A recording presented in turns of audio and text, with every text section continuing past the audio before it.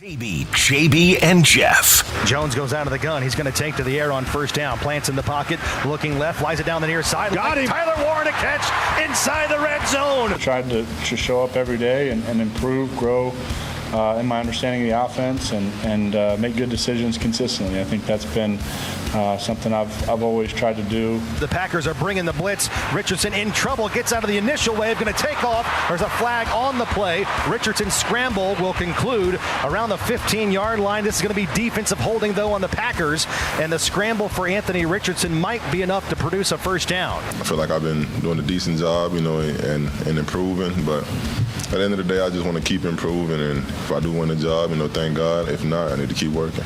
I've seen, obviously, 3 weeks of it, so I'd like to have a decision here shortly. I feel pretty clean when I make that decision, and again, when I make this decision, I'm going to do what I feel is, best for this football team. Kelsey, 2 on the shot clock, rise and fire, got another! Kelsey Mitchell is Colts! Kelsey passes right wing, Odyssey, 5 on the shot clock to Breezy, shot fake, Breezy, corner kick, Lexi tees it up, 3-ball, yes! Final score in overtime, Beaver 99, Sun 93, and Indiana completes the greatest comeback in franchise history. Good morning, everyone. As we were saying during the playing of that little intro there, that Fever game was insane yesterday with all the things that were going on. We'll talk about that. We'll talk about the Colts game on Saturday and how things are going. You heard Shane Steichen talking about very close men to making a decision at quarterback. Good morning, James Boyd. Good morning, Kevin Bowen. Good morning, Mark Dykton. We are off and running on a Monday. Kevin, we will start with you. I read your 5 things learned this past weekend, but have we really learned who the starting quarterback is? And it doesn't seem like either guy just wants to grab it by the throat as we've been talking about. No, but clearly Shane Steichen talks like a guy that's ready to make a decision. So I don't know if I had to guess. Is he telling them today and then maybe tomorrow at 11 a.m. when he meets the media, that's when he announces it? We'll see. Regular season type of schedule for the Colts this week. They'll practice tomorrow, Wednesday, Thursday, head to Cincinnati on Friday. I'll continue to say what I've said for the last couple of weeks. I think Shane Steichen is much more in the Daniel Jones camp than most probably want to admit that he is in that sort of camp. So it seems to me, James Boyd, that we're right back where we started when we went into the weekend here. There's a bigger ceiling, we all think, for Anthony Richardson. Can he ever get there? That seems to be the question. We feel like we know what the ceiling is for Daniel Jones, but he brings a much higher floor. Would you say that's about the right assessment, and that's where Shane Steichen has to decide where he wants to go right out of the gate? Yeah, certainly that's what it comes down to. And I'm just curious, you were at the game Saturday, so what did you think of how they performed? It's just what I just said. I saw that amazing scramble, shaking off a sack and a throw to Anthony Gould, and you're like, that's what Anthony Richardson can be, right? And then you see some other plays where you're just like, man, can you hit your running back in the flat for an easy 7-yard pickup? That seems to be a problem. Daniel Jones comes in. He makes a couple of, I wouldn't say mistakes, more than just not great plays. Then he makes a nice throw to Tyler Warren. I don't know what you're looking for. If you want safe, easy, and a guy that might be able to move the sticks 6 yards at a time, maybe Daniel Jones is your guy. If you want somebody that's got the capability of making 3 or 4 splash plays a game, but will probably make 2 dunderhead plays a game, then Anthony Richardson is your guy. That'll work. Right? Dunderhead. But I think that's probably like the argument in a nutshell. But to Anthony's credit, I thought his first drive Saturday was more of what you would want from him, which is the dink and dunks, which was a simple throws. I think it was 5 or 6 on that drive. And you're thinking after that drive, okay, this is what we've expected. And I think when I tweeted this, people kind of took it and ran with it. And, I should definitely know that there's never any nuance on social media, which is my fault. But I tweeted that AR was boring. And I mean that as a compliment, that he was boring, that he didn't really have the wild plays. Now, yes, he had that great throw to Anthony Gould, which was called back because A.D. Mitchell was offsides. He's another side story. He has not looked good in games. I think he's kind of become his reputation through his first 2 years so far, and the second year hasn't really started, but AD has his reputation so far of being a guy who shows up in camp and then game days come and he's just overwhelmed. But neither that here nor there. going back to AR, I thought that he was boring, Kevin, which was what they wanted from him. And then for Daniel, yes, he had a couple of moments here or there, but again, nobody really seizing the moment. I look at it like, what's the lesser of two evils, honestly, or who's somebody who can game manage you enough in your eyes to win. I guess that's where we're at, and we'll see if Shane Steichen wants to make a decision, because he almost sounds – can you play that clip again? Do you have that clip that you played where he's talking about I'm close, and he's, all this time in camp? He sounds maybe like he's over it too, is what it sounds like. I've seen, obviously, 3 weeks of it, so I'd like to have a decision here shortly. Do you have any more clarity on your decision now than you did 24 hours ago? Yeah, I feel pretty clean when I make that decision. And again, when I make this decision, I'm going to do what I feel is best for this football team. Thoughts? Just the way he said that? You can make a lot of the words. I thought Daniel Jones' comments post-game really struck me. James's question to him, I know we'll play that clip upcoming as well. But, if you want to look at the end of that clip right there, I want to do what's best for the team. I think some people would interpret that as, again, can we have a quarterback that just keeps his head above water and rely on what should be a great run game, rely on, although the offensive line right now I think has been very underwhelming here in the month of August, and rely on an improved defense. So I if you made me pick right now, I'd go with Richardson, but I don't know. If you literally would, like Kevin, you have to guess what Shane Steichen's going to do, I think you might pick Daniel Jones. Well, it's going to be interesting to see how that all shakes out. And James Boyd, like you said, we were all three at the game this past week, and now we've got injury issues, especially along the offensive line. I was going to say all two. Yeah. After Andrew Luck retired, I don't do preseason. I was going to say Kevin is like pretty hard to miss. That's right, I did not see you there. Yeah, Kevin was pretty hard to miss. He's 6'3", and I don't think he was there. I don't blame you. I do lemonade stands on Saturday I don't blame you. and watch it from my couch. Kevin's such a big deal. I don't show up for preseason. I don't show up till the games count. Zach Kiefer, the great piece on Andrew Luck, by the way, on The Athletic. We should try and get Zach on tomorrow. Yeah. So, James, getting back to what I was saying, though, I mean, they got issues now with injuries along that offensive line. All of a sudden, they're having to move everybody up one spot. And how long is that going to last? And we know that one guy is going to be out for a significant amount of time, if not for the entire season. But not only have they underperformed, to Kevin's point, throughout camp, but now the depth is a problem. Yeah, certainly the most significant injury I thought from that game was obviously Blake Freeland, who unfortunately broke his lower right leg, had a leg fracture according to Shane Steichen. And so I would imagine that is a very severe injury, if not a season-ending injury for Blake Freeland. And then, the reason why he was even in there so early on Saturday was because the starting right tackle, Braden Smith, pulled his groin. So he's now sidelined, and we don't have a timeline for his return. So Hunter Wohler also went out with a foot injury. Tyler Goodson had an elbow injury. Jonathan Edwards in that cornerback room, he left with a concussion, looked woozy walking to the sidelines. I think I'm missing one. Oh, Jacob Phillips, the linebacker, deep reserve, he missed the rest of the game with a biceps injury. So that adds to a growing list of injuries for this team. And again, we go back to Kevin talking about how fortunate they were to not have anybody on the PUP list. And for those listening, that means physically unable to perform list to start the offseason program. And you look at now where you have multiple guys who will probably be out for the season due to some injuries they suffered. One of them being Blake Freeland. And also you have to wonder, okay, with some of these groin injuries, soft tissue injuries, will they be available when the season starts? Yeah, I mean, roster cuts are a week from tomorrow, so that is just one giant cut from 90 to 53.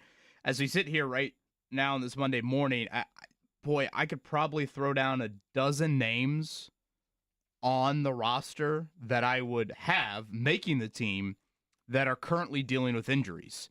That is a huge number. And I'm trying to think in recent history or even the years I've covered the Colts, I can't recall that number being so large here with, again, roster cuts coming in 8 days. So obviously the quarterback decision and the competition and all of that is headline number one, but the injury list, notable names, and not all of them by any means are season-ending injuries, but specifically offensive line and corner, they will have some, I think, very impactful roster decisions to make there with injuries factoring into what they do a whole lot of. And yeah, I mean, I felt really bad for several guys on Saturday. Tyler Goodson has had such a great camp. He goes out with a left elbow injury, and he might have been your backup running back. So yeah, that definitely was the unfortunate news in what has been a storyline here throughout the month of August. Well, we're going to be talking about it all day long, and we'll get your feedback as well on the fan text line at 239-1070. We look forward to that. Got Are you a going lot to talk playoff about. beard? No, I didn't feel like shaving this morning. Okay. How about that? That happens every once in a while. I'm not even used to that. I know. I just sometimes. Graze his cheek. You know what it is? I spent a lot of time in the sun yesterday, out in the yard, doing stuff with the kids. Then took everybody driving for a while last night. I think I was just worn out this morning.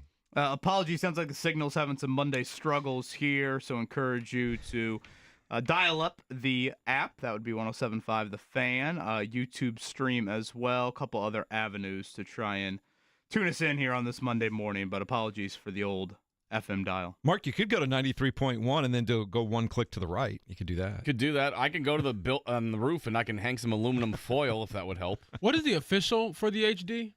93, it's WIBC HD2. So Okay, just go to HD2. 93.1 and then one click to the right. You should be okay. We'll check out all of that coming up in a minute here as we continue. It's the Fan Morning Show on a Monday. Preseason week number 2 in the books. We'll talk about it next at 93.5 and 107.5 The Fan.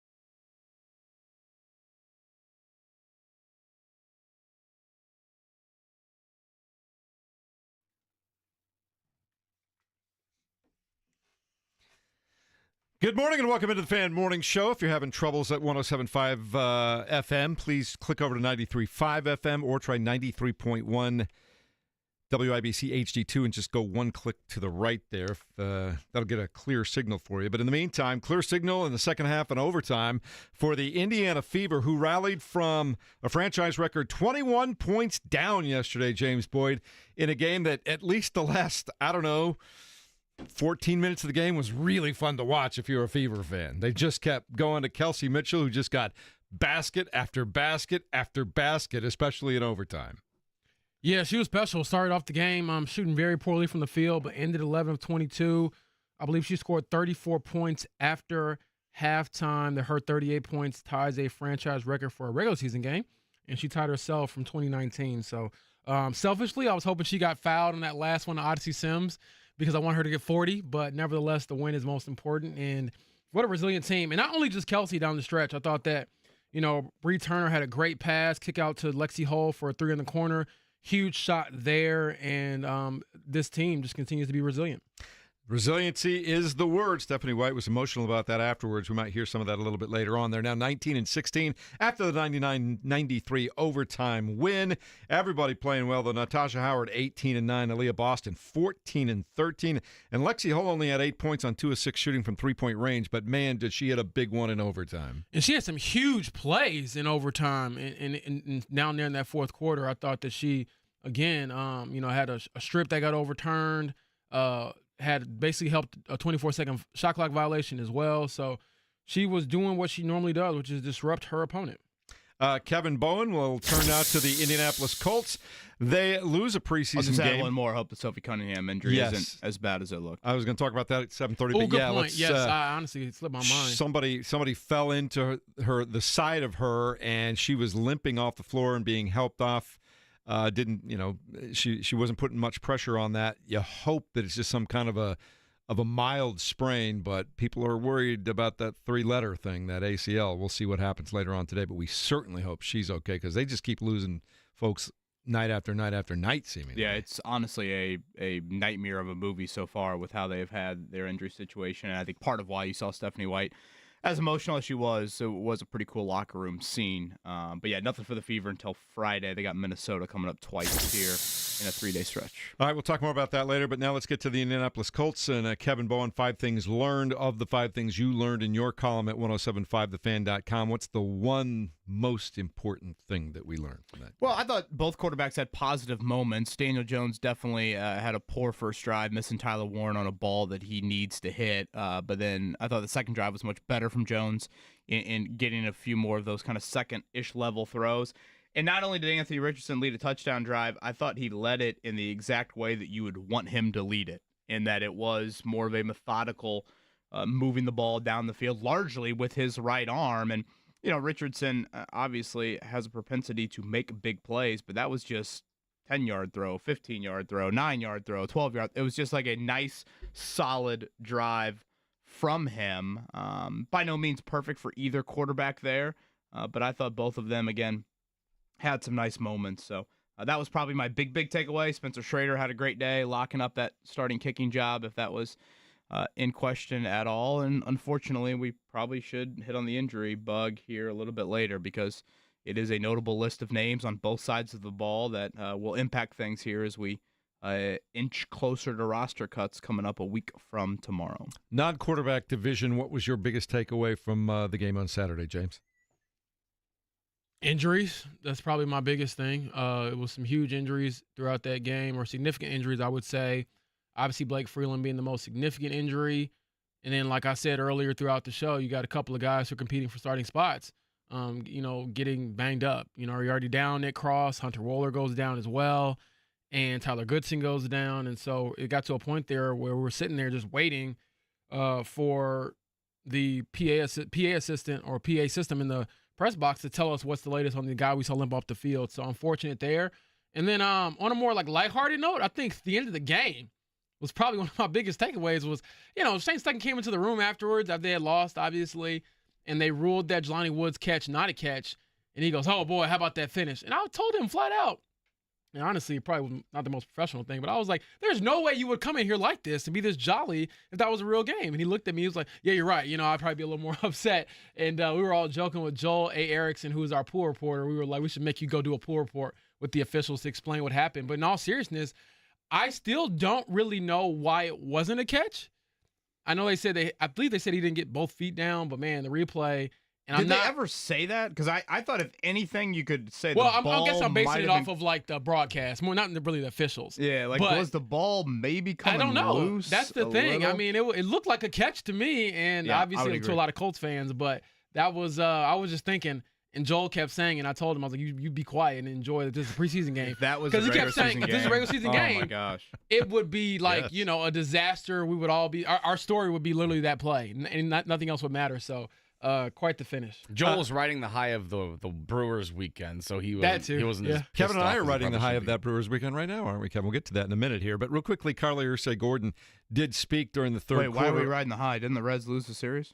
Yeah, but they ended the streak. We'll talk about that in a second here. I want to talk about Carly Ursay-Gordon, though. She spoke in the third quarter of the TV broadcast. Any takeaways from there, JB? Not really. I mean, obviously she wasn't as hyperbolic as her late father might be. I thought there was a couple interesting things that stood out. She said it was a very expensive decision regarding the quarterbacks. I thought that was an interesting choice of words to use when it comes to Daniel Jones or Anthony Richardson, but everything else was pretty vanilla. She did mention that Gus had to go. Gus Bradley, that is. I thought was probably the most blunt way that she put anything. She kind of said she loved him, but it was time. Yeah, it's literally what she said. it's like Old Yeller in the back of the shed. Yeah. I don't know if it was that, that's harsh. Graphic, Mark, but yeah, nevertheless, he did have to go. And other than that, no. I mean, I listened to 10 minutes of it, but all of it was pretty vanilla. All right, now we can move on to Major League Baseball. Kevin, I'm psyched because the Cincinnati Reds have ended the Milwaukee Brewers' 14-game winning streak. I'll take living in the moment right now with a 3-2 victory. Those losses Friday and Saturday were so well, giving up the 7-run leads Friday was tough. Excruciating, so brutal. So, no, that's lipstick on a pig to me. Are you going to abandon being a Reds fan? Are you going to abandon following this team? I went to bed on Friday night thinking that up 8-1. I thought the Reds won. I went to bed. I woke up Saturday. You got to be effing kidding me. Well, Saturday's loss was right up there with Friday's. Oh, Friday's was too. But yeah. I mean, it just Saturday. I was like, how the hell are they doing this? Nobody's heart in mid-August should have to go through that for me. Yeah, it's like if that Jelani Woods play would have been in the regular season. That's literally how I felt watching the Reds lose those games Friday and Saturday. See, I look at it as a 162-game season. You got to forget those things quickly and move on. You just got to move on. Your brain different than mine. All right, 3-2 the win for the Reds yesterday. The Cubs got an edging win over the Pittsburgh Pirates, 4-3. Cubs was are the edging. final score there. I knew you were going to go there immediately. But 4-3 was the final score there.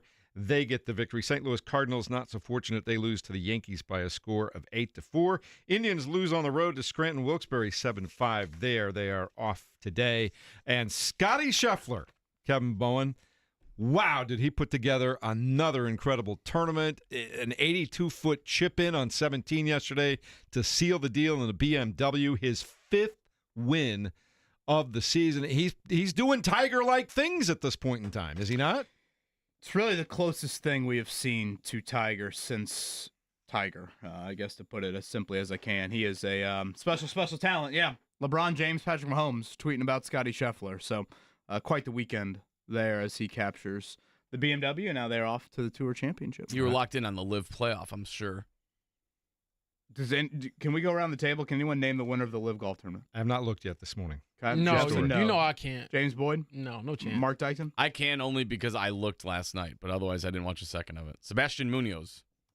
Shout out Sebastian Munoz. He went pants and long sleeves this week in that weather. Went to the State Fair one more time. I saw people in full hoodies and pants yesterday. I'm like, are you insane? Are you trying to die? Okay, so my question is, to follow up with, I was just debating this when I was playing basketball at JMV yesterday. Were they under the age of 20? I don't know. Because all of the high school kids that I see, I'll probably see this Friday if I go to a game. Man, they wear hoodies and sweatpants, and these are nice outfits. You know, the swag is nice. But I'm like, how are you wearing this when it's 90 degrees? So like a climate cooling method? I guess so. It's just like, I don't know. Kids do that. I saw a guy in full pants, full hoodie, with a jean jacket on top and a backpack. I'm like, are you trying to, like, what are you doing right now? Are you gonna have That to must be the coolest have man the alive. paramedics come after you? Like, you are going to pass out. Any live reviews from your guys' crew? Did you guys talk to anybody that ventured up to Westfield? Eddie White went and he told me that it was. He's a big live guy, Eddie White. Yeah, but he told me that, and we was talking to me and Bob Kravitz before the preseason game on Saturday, that he thought it was a pretty cool like family kind of atmosphere. Like he said it was one of the more recent golf settings he's been at where there were a lot more people that were just younger crowd. He said that might be good for the sport overall. A lot of things for kids to do. So from that aspect, he thought it was a good, nice, I guess, pivot from the traditional golf settings. Well, I know this. I am a fan of Chatham Hills, and I hope they had a good weekend. So that's where we're at. They just get caught up in the fact that we've got Colts preseason, we've got fever, we've got all these other things going on, and it's going to be tough for them to find their mark. But they're going to be. I think they've committed to Indianapolis area for a while now, haven't they? They are back at Chatham next year. I think there are some rumors about potentially more of a stay here in the Donut County. So we'll see. All right. We'll keep an eye on that for you. In the meantime, it's time to take a break. We'll talk more about the Colts, and maybe we have a quarterback decision ahead this week. We'll do it next year at 93.5 and 107.5 The Fan.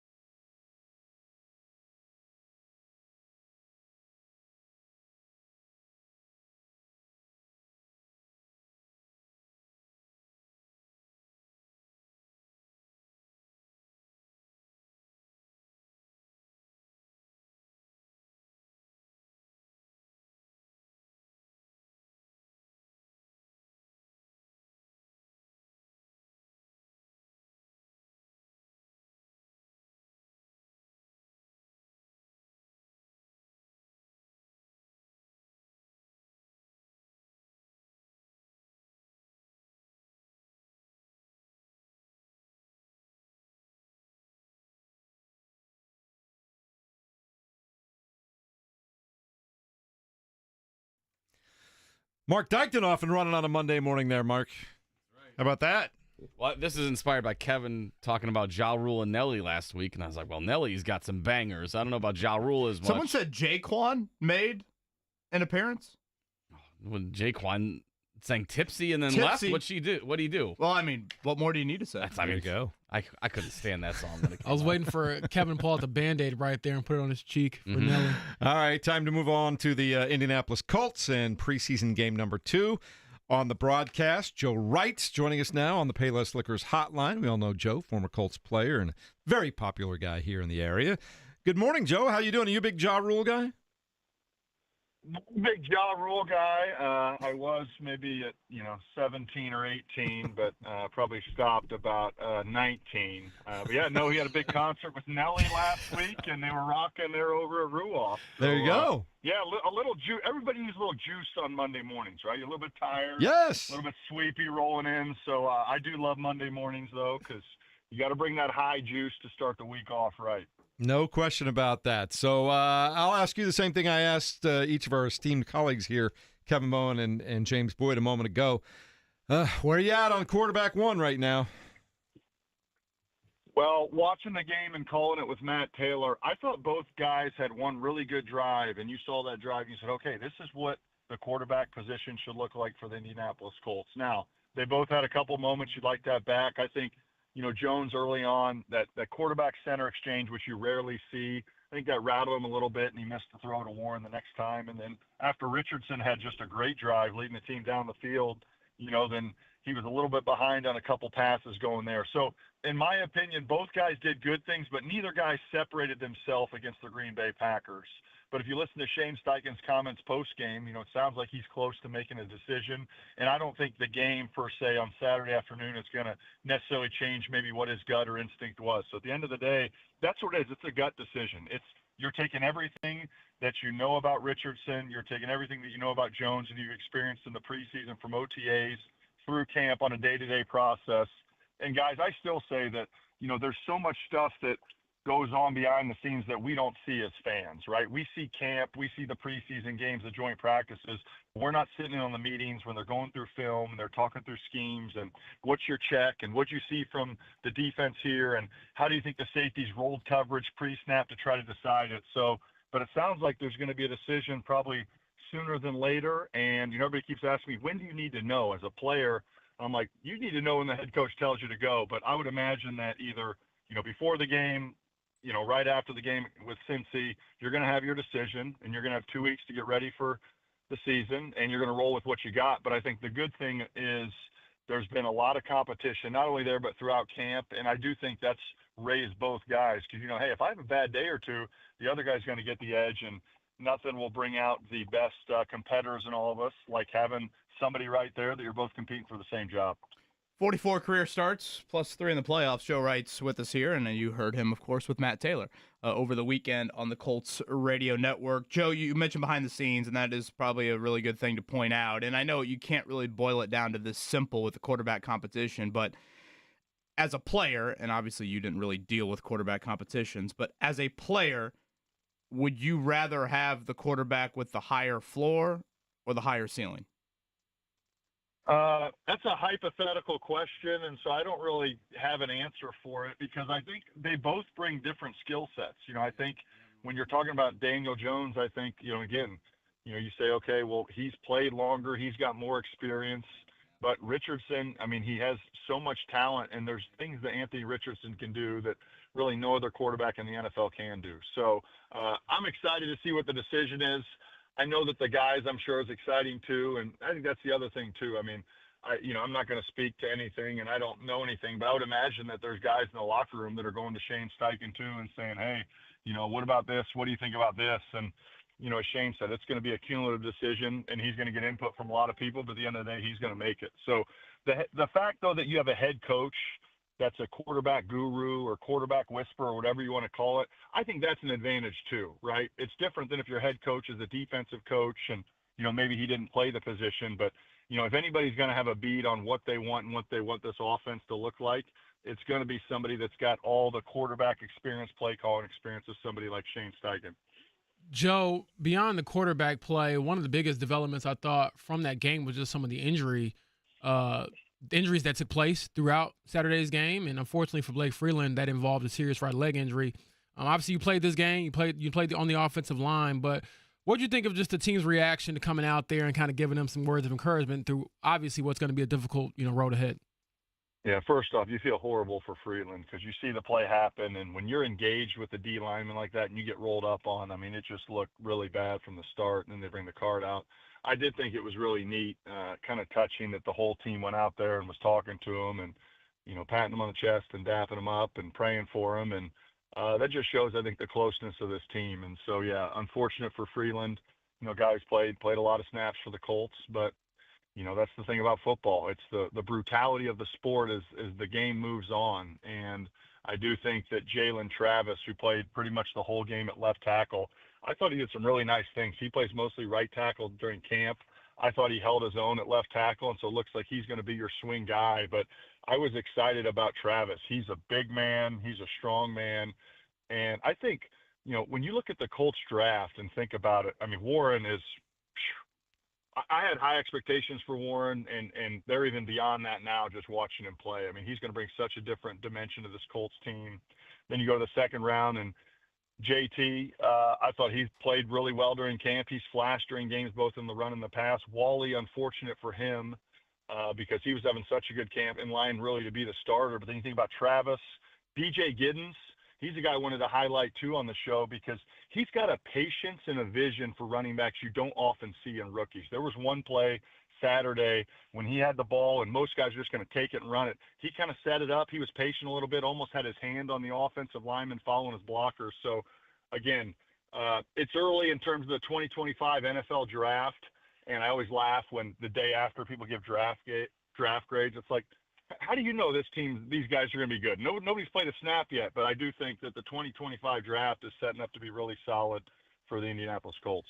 Hey, Joe, I love my post-draft grades, my mock drafts that are always wrong. I know. I get it. I get it. This is what, keeps the lights on at that time of the year. What was your grade? I have no idea. Look, I can't even tell you what these grades are. And I laugh. People tell me, like, this is so pointless. And it's like, well, if you saw the numbers and the clicks, man, you would know why we do it. But in all seriousness, going back to Tyler Warren, I know you said that you were high on him. What made you, I guess, a bit more convinced that he'll be an impact player as a rookie? Is it just seeing it happen in a game setting the last 2 weeks? Yeah, I mean, he dominated college, but I think his physicality has been more than I thought at the NFL level, and just how fluid he is route running. He's just got a knack for finding ways to get open, and he's so big. His catch radius and being fluid and running routes, I mean, the Colts tight end production was 32 out of 32 in the NFL last year. But when you think about him, Mo Alley, I think Will Mallory has had a quiet, really good training camp. And that's a position that the Colts need to get a lot more production this year. And you fully expect it to, led by number 84. Always good to talk to you, Joe. Great job this past weekend. We appreciate your thoughts and hope things go well for you all week long.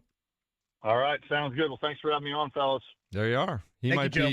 Might at one point in time, for a brief moment in time, been the biggest Ja Rule fan in Indianapolis right now. I could see Joe Wright having a time or two up at Deer Creek back in the day. I just love how he said he was a Ja Rule fan for all of 18 months. 17 years old to 19 years old is what he went with there. Yes. One final Ja Rule party before you're off to Western Michigan. That's exactly how it works. Anything that he said that sparked your interest there? I agree with the DJ Giddens assessment. I think that he's shown some stuff throughout preseason, and really he's a bit more of a complete back than I thought. I think coming out, in my mind, I'm like, oh, this guy caught a lot of passes in college. He could be the third down back, but my understanding is that they believe he can be, a guy who can play more than just on third downs, and he can contribute as a runner more so than just as a pass catcher out of the backfield. So you saw some of the vision that he has, and I think that he's trending up right now. Yeah, when Chris Ballard has compared him before to Marlon Mack, when he said that, I was like, wow, that makes a ton of sense. When I watch DJ Giddens run, I definitely think a little bit of Marlon Mack. So, yeah, running back-wise, Jonathan Taylor and DJ Giddens are obvious. And then James, who knows? I mean, that Tyler Goodson injury, I felt awful. I wrote something on our website, 10 guys that I thought really had a nice camp and improved their stock. And to me, Goodson was one of them. And so I felt bad for him that he got hurt, among others. on Saturday. Again, right now, I mean, if I go through this 53-man roster, I could probably count 12, 13 guys dealing with injuries that I would have make the team. That's a huge number. And again, roster cuts a week from Tuesday. We're less than 3 weeks away from the start of the regular season. Obviously, some of those guys are going to get back, but some of them you're going to have to factor in. Oh, wait, how long are they out? Do we put them on IR to come back? Are they going to be back within the first 4 weeks of the season? It's a lot of roster gymnastics for Chris Bauer and Shane Steichen and company here over the next 8 days. All right, we'll get to some of your text line thoughts coming up in a few minutes here, but also over the weekend and yesterday specifically, Indiana Fever got an incredible comeback win, which we talked a little bit at the beginning of the show. Down 21, they come back and they beat Connecticut on the road, but another key injury, and we don't know how bad it's going to be. James Boyd, you saw the injury with Sophie Cunningham. We all know what the worst possible thing could be, like an ACL or something like that. But how many injuries can this team withstand and keep plugging on? I mean, I think that's one of the reasons Stephanie White was so emotional in her post-game comments and in the locker room after the game last night. Yeah, and one of the things I try to do, I don't really speculate on injuries. We don't know how serious or non-serious it is. We'll just have to wait and see what the team says. So that's my opinion on the nature of the injury. But, yeah, I thought that they responded pretty well. They were dead in the water there for a large portion of that game. And honestly, they made it more difficult than it probably had to be, and I get that some of that probably is like the mental side of it. We see another player go down and having a rally, but that would have been a horrendous loss against the Connecticut Sun, and obviously it turned out to be a very big win for this team because one thing, the Connecticut Sun are terrible. They're not a good team at all, one of the worst teams in the league, if not the worst team. They actually are the worst team in the league. So having 2 losses to them on your resume would have been a hard one to get over.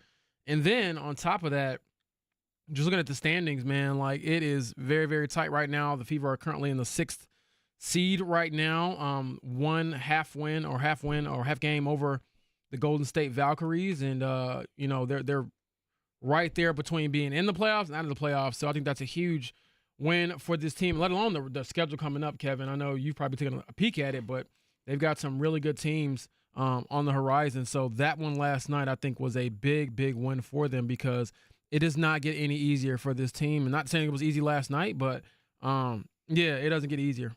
Yeah, I think, honestly, the Stephanie White emotion post-game, I don't know, maybe a little bit of it is going back to Connecticut, but I thought it was just so layered in everything that transpired yesterday. First off, you have Sophie Cunningham go down in what looked to be an awful injury. We'll await word on that, and you're thinking to yourself, oh, bleep, how the bleep is this happening again?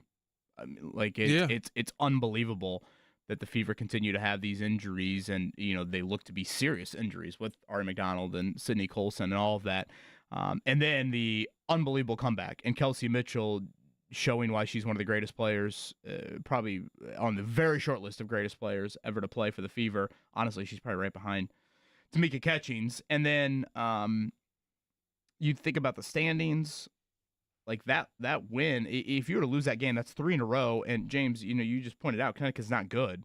These would fall into the categories of like, oh my gosh, when's Caitlin coming back? When is she not coming back? Like one of these of, Stephanie White saying pregame yesterday, I hope she comes back before the end of the season. Well, James, anytime I hear a coach say hope, I hope to go play Augusta National at some point. Yeah, I saw a lot of different reactions to that, Kevin, about, oh my gosh, she's coming back like very soon. So, oh my gosh, she's out for the rest of the season.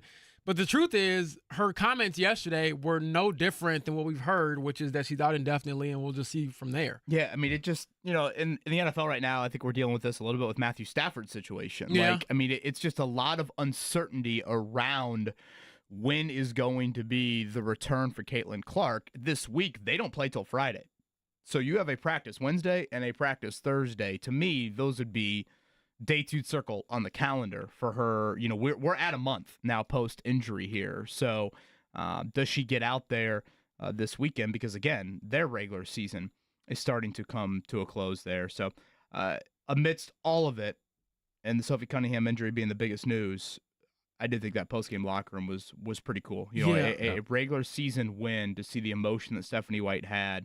You don't typically get that in pro sports. And then next up, they have Minnesota at home. They have Minnesota on the road. Yeah, they have Friday, Seattle Sunday, at home. Right? They got, the Los Angeles Sparks, who've had that number this season, Golden State Valkyries, who smoked them at home earlier this year. So again, that was a huge win last night because it does not get any easier opponent-wise for the rest of the way. All right. We've been talking about Stephanie White and how emotional she was. There was a clip that the Fever put out of her talking to the team after the game and just talking about how proud she was of them. But just listen to her voice, and you know what this team is starting to mean to her. I'm so proud of you. We're proud of you too. Proud of you. I'm so proud of you guys. I know that sometimes it sounds like just a word when we talk about being resilient, but it's not, man. It's how we live. Yep. It's how y'all live, and it's a tribute to you. It's a tribute to your connectedness, your togetherness, your toughness, your mindset. Your never give up gritty attitudes. Like, that's what it takes. That's what it takes. And we will never be counted out. Because that is worth gold. That is worth gold. Kels, goddamn, baby. Put us on your back. Oh, big time. Breezy. You are the consummate professional. We love you. We appreciate you. You were huge. AB, point forward. And like, look, you can't underestimate what it means to have somebody like her who just does whatever we ask, right? Does whatever. I mean, everybody really. Lex, that was a huge. Toss your activity all night long. And that's what it's going to take. Okay, that's what it's going to take. We got to play free. We got to play with no pressure. But we fight. Live that resilience every day. And we will accomplish what we want to accomplish. Okay, come on. So there you go. Obviously very emotional afterwards. I'm ready. Had something to do I'm in my with the defensive injury, stance. the win. You good. I'm contesting. I'm ready. I'll run through a brick wall for Stephanie White after hearing that. But no, that was awesome. I think that's a good reminder there, Jeff, of what sports mean to people. And it's not just the money, the attention, the fame. I think sometimes you can get lost in that. But that, to me, was a speech given by someone who's loved basketball her entire life. And she's responding to a group of women who have rallied, competed, and done it in a way that is very endearing. It reminds me of the Pacers, where it's the underdog kind of spirit. We're never really out of it until it's over. And, yeah, dare I say that they have done some special things this season in spite of Caitlin Clark's injury. So, big win yesterday. And then, again, I just feel so good for Kelsey Mitchell, who's playing meaningful basketball after, some dog days and years, really, with this franchise. So, special stuff. Yeah, so the combination of 34 over 38 after halftime for Kelsey Mitchell and that togetherness that Stephanie White talks about are key to the game. Brought to you by the Hubler Automotive Group. Check out your next car at drivehubler.com, Indiana's giant automotive group. And live from the Hubler.com studios, we are the Fan Morning Show. We'll talk more Colts next as we continue on 93.5 and 107.5 The Fan.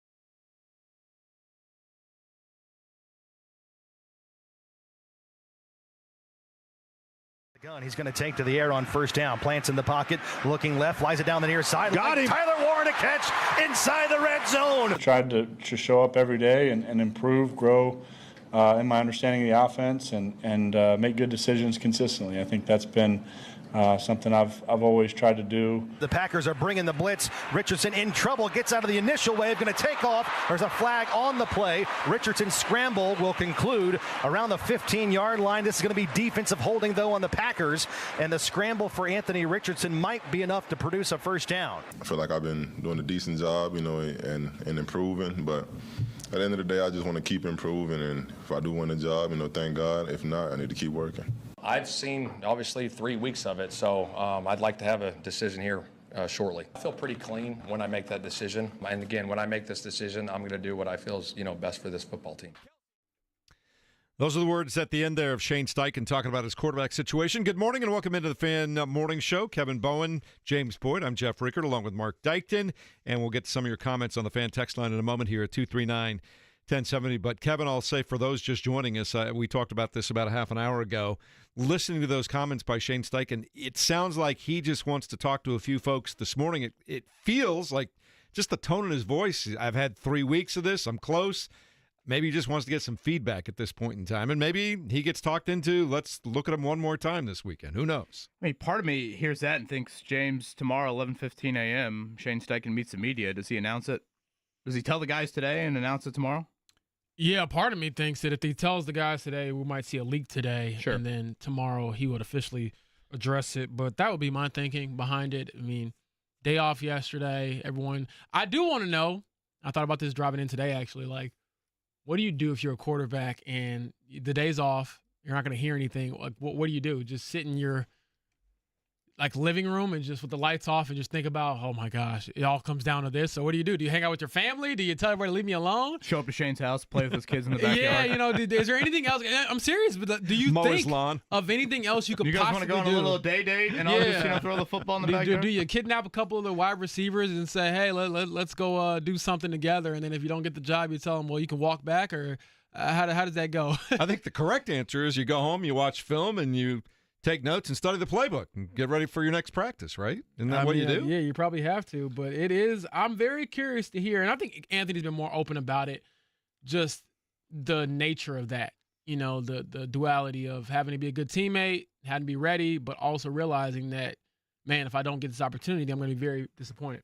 Did you think Anthony sounded reserved after the game Saturday to I don't think I have this job? Am I reading way too much into Anthony Richardson's words postgame? I think so. I think he's kind of been like that since he honestly was benched last year. Since he's come back, he's been a lot more, in my opinion, from that down to earth and sort of grounded in a sense that he wasn't before. Not saying he was super arrogant before, but I think that there is a sense of humility and a sense of mortality where it's like, oh, everything isn't necessarily at my fingertips all the time when I want it to be. So I think that he's taking the more mature, I've learned some things approach, but deep down, I think he knows, I want to be the guy and I need to be the guy. There is part of me that sits here and, again, what it sounds like a decision is very imminent. And we just watched the last 3 weeks unfold. Anthony Richardson did not miss a single team practice session. Yes, he did obviously leave the Baltimore game early, but didn't miss a single team practice. He also wanted back in that one too, right? Say it again. He wanted back into that game too. Sure. Right? Yeah. I don't really think that matters too much, but again, his fault for the injury leading to him exit the game. He doesn't miss a single practice, rep. Of the two quarterbacks, he led the only touchdown drive in the preseason. And the touchdown drive he led, I thought was the exact type of drive you want to see from him. 12 plays, 90 yards, methodical, right arm, just boom. He kept it going amid a couple of penalties, too, that brought him back. Right, yeah. So. He played from behind the chains a few times, 5 of 6 on the drive. I would argue the one incompletion probably wasn't even his fault. Just, I don't know if Ashton Doolin thought the ball was coming or what. So, and yet I sit here right now, and I think Shane Steichen's going to pick Daniel Jones, which is kind of can you elaborate on that? And okay, so I've heard you say this, and I was talking to Stephen Holder about this after the game as well, and he has me thinking that, man, could Shane really choose Daniel? And one of his reasons was because of the comments made after the game about the operational part of being a quarterback? And is that part of why you think he might lean in that direction, because a lot of it isn't just pure throwing, if that makes sense? Yeah, I thought Shane emphasized that a couple of different times post-game. And again, James, what is the one word he's used since March? Consistency. That has been the word he has always come back to. And, when we had Joe Wright on a little bit ago, I asked Joe, okay, what would you prefer as a player? Would you want the quarterback that offers you a little bit of a higher floor, or would you want the quarterback that offers you more of the ceiling?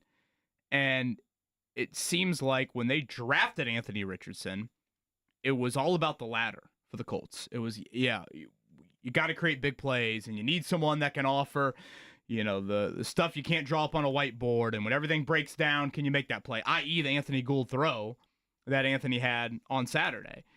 But now it seems like it is shifted towards, no, we've done that song and dance. And right now, I need a quarterback that I can largely trust. And I think that Baltimore play of how Anthony Richardson got hurt, I could just see that mattering a whole lot to Shane Steichen. I don't have a strong conviction, to be clear.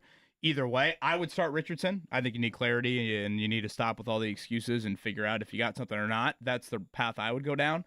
But in Shane's eyes, he just has always talked like more of a Jones guy, I think, throughout this offseason. And maybe I'm reading too much of a man who says very few words, but that's how I felt. Do you not feel that way, James? Do you think Shane Steichen will say who, I guess, to just put it bluntly? I think he'll say Anthony Richardson. So you think it'll be Richardson? Yeah, I think it will be Richardson, and I think that because, again, I go back to not necessarily what his words have been, because I, like you said, trying to parse through Shane Steichen's words, there are not many of them, and I feel like whenever I do that, I could talk myself either way. But my general thinking is kind of along the lines of what I think me and Jeff and really all of us have said throughout these last few weeks on the show, is that if it's close, you would think you lean towards the guy you drafted number 4 just a few years ago, because in my opinion, Daniel Jones has done nothing to win the job. Now, I won't say that he's done like anything to lose the job necessarily, but tie goes to the runner. Tie goes to the guy you had here already, in my opinion. Yeah, I go back, and it didn't count because my guy, A.D. Mitchell, messed it up. But the play that he made, it's tantalizing, right?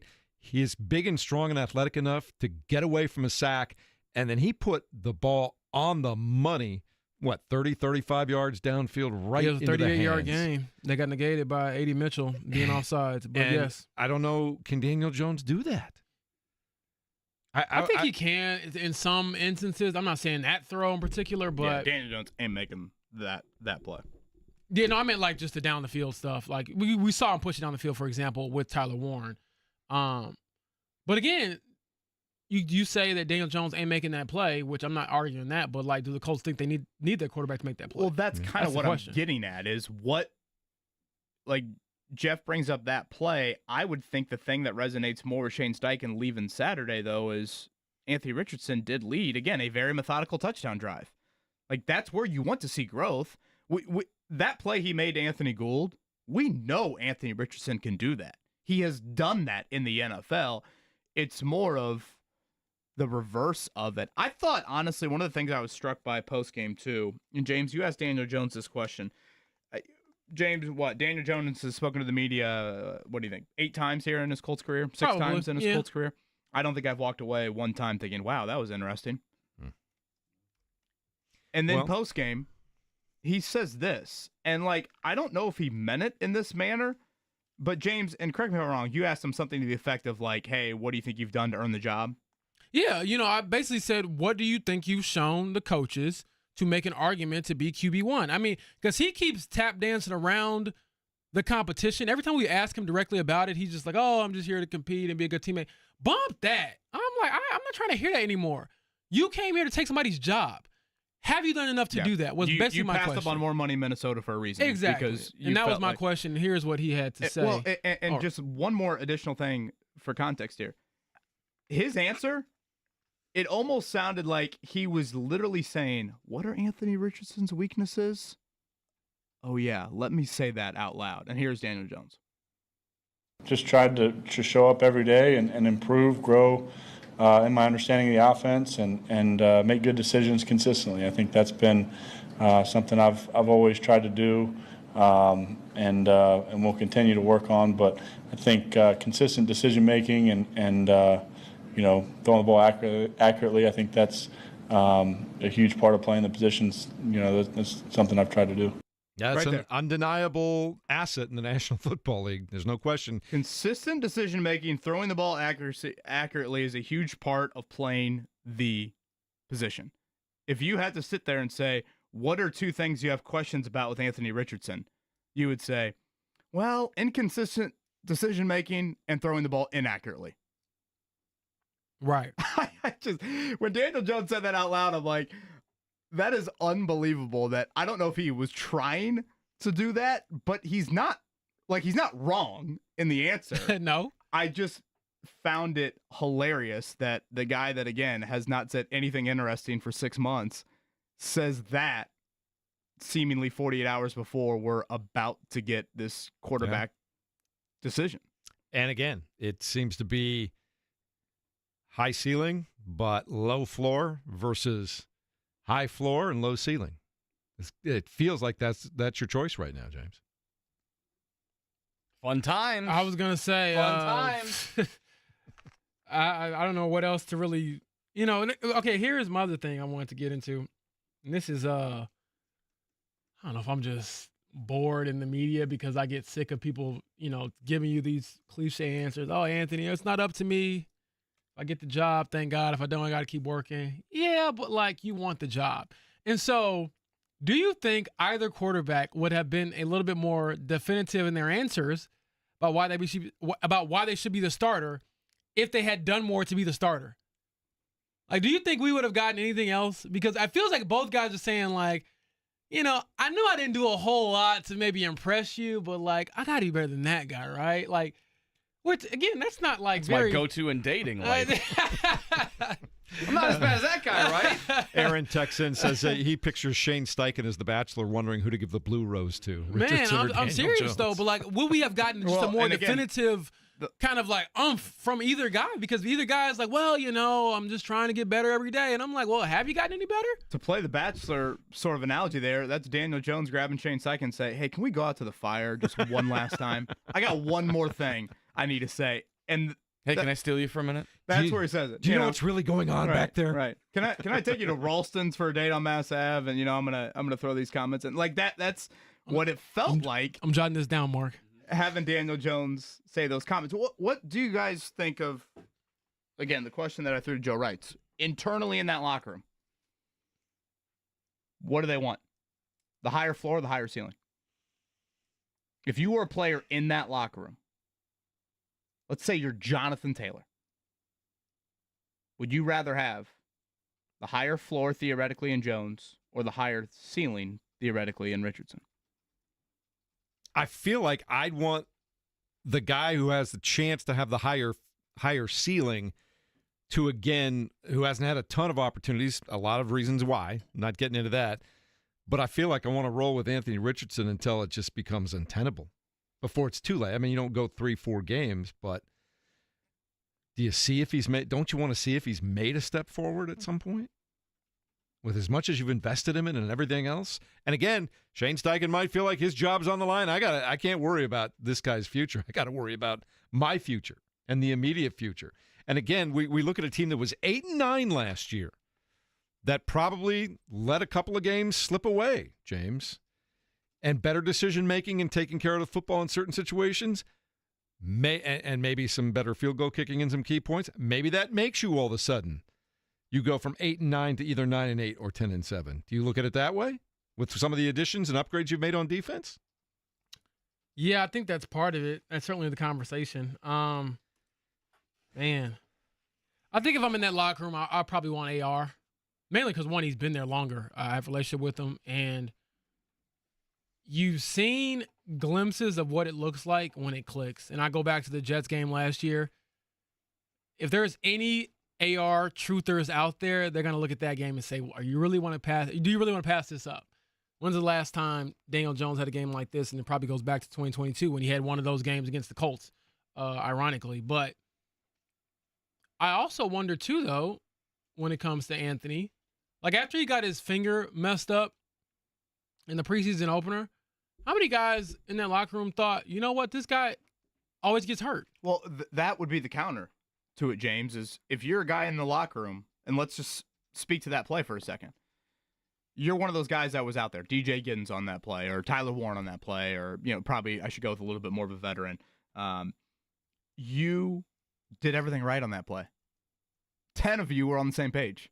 One of you made the mistake. And it could, if that's a real game, let's say that ball gets jarred loose. So 10 offensive players were on the same page, and yet you just had a strip sack in your own territory against a team that you're probably a touchdown underdog against. That is disastrous when you speak from an NFL game point of view. So I could see the locker room, like our poll at the start of the camp, Mark, was what? 85% Colts fans wanted Richardson? Yes. That Overwhelming. That locker room, to me, would be a lot closer to 50-50. Like, yeah, I can hear you, Jeff, of like, yeah, higher ceiling and, healthy offseason and the play to Anthony Gould, Daniel Jones isn't making that, yes. But then if you're a part of that locker room and you watch the play against Baltimore, you're thinking, wait a minute, we all sit in the same meetings and 10 of us are on the same page, but you're not? And that just costs us a football game? Yeah. Would you be, let me put it to you this way. Would you be surprised by the announcement of either guy tomorrow? No, either guy. I mean, James, I don't know if you've probably done this, but I'll probably at some point today, right? Both guys have been named the starter articles. We'll check Kevin at 3:05. It's one of those situations where I could see it being both ways. Yeah, I definitely could. And for those curious about the Colts schedule this week, they will practice tomorrow, Wednesday, Thursday.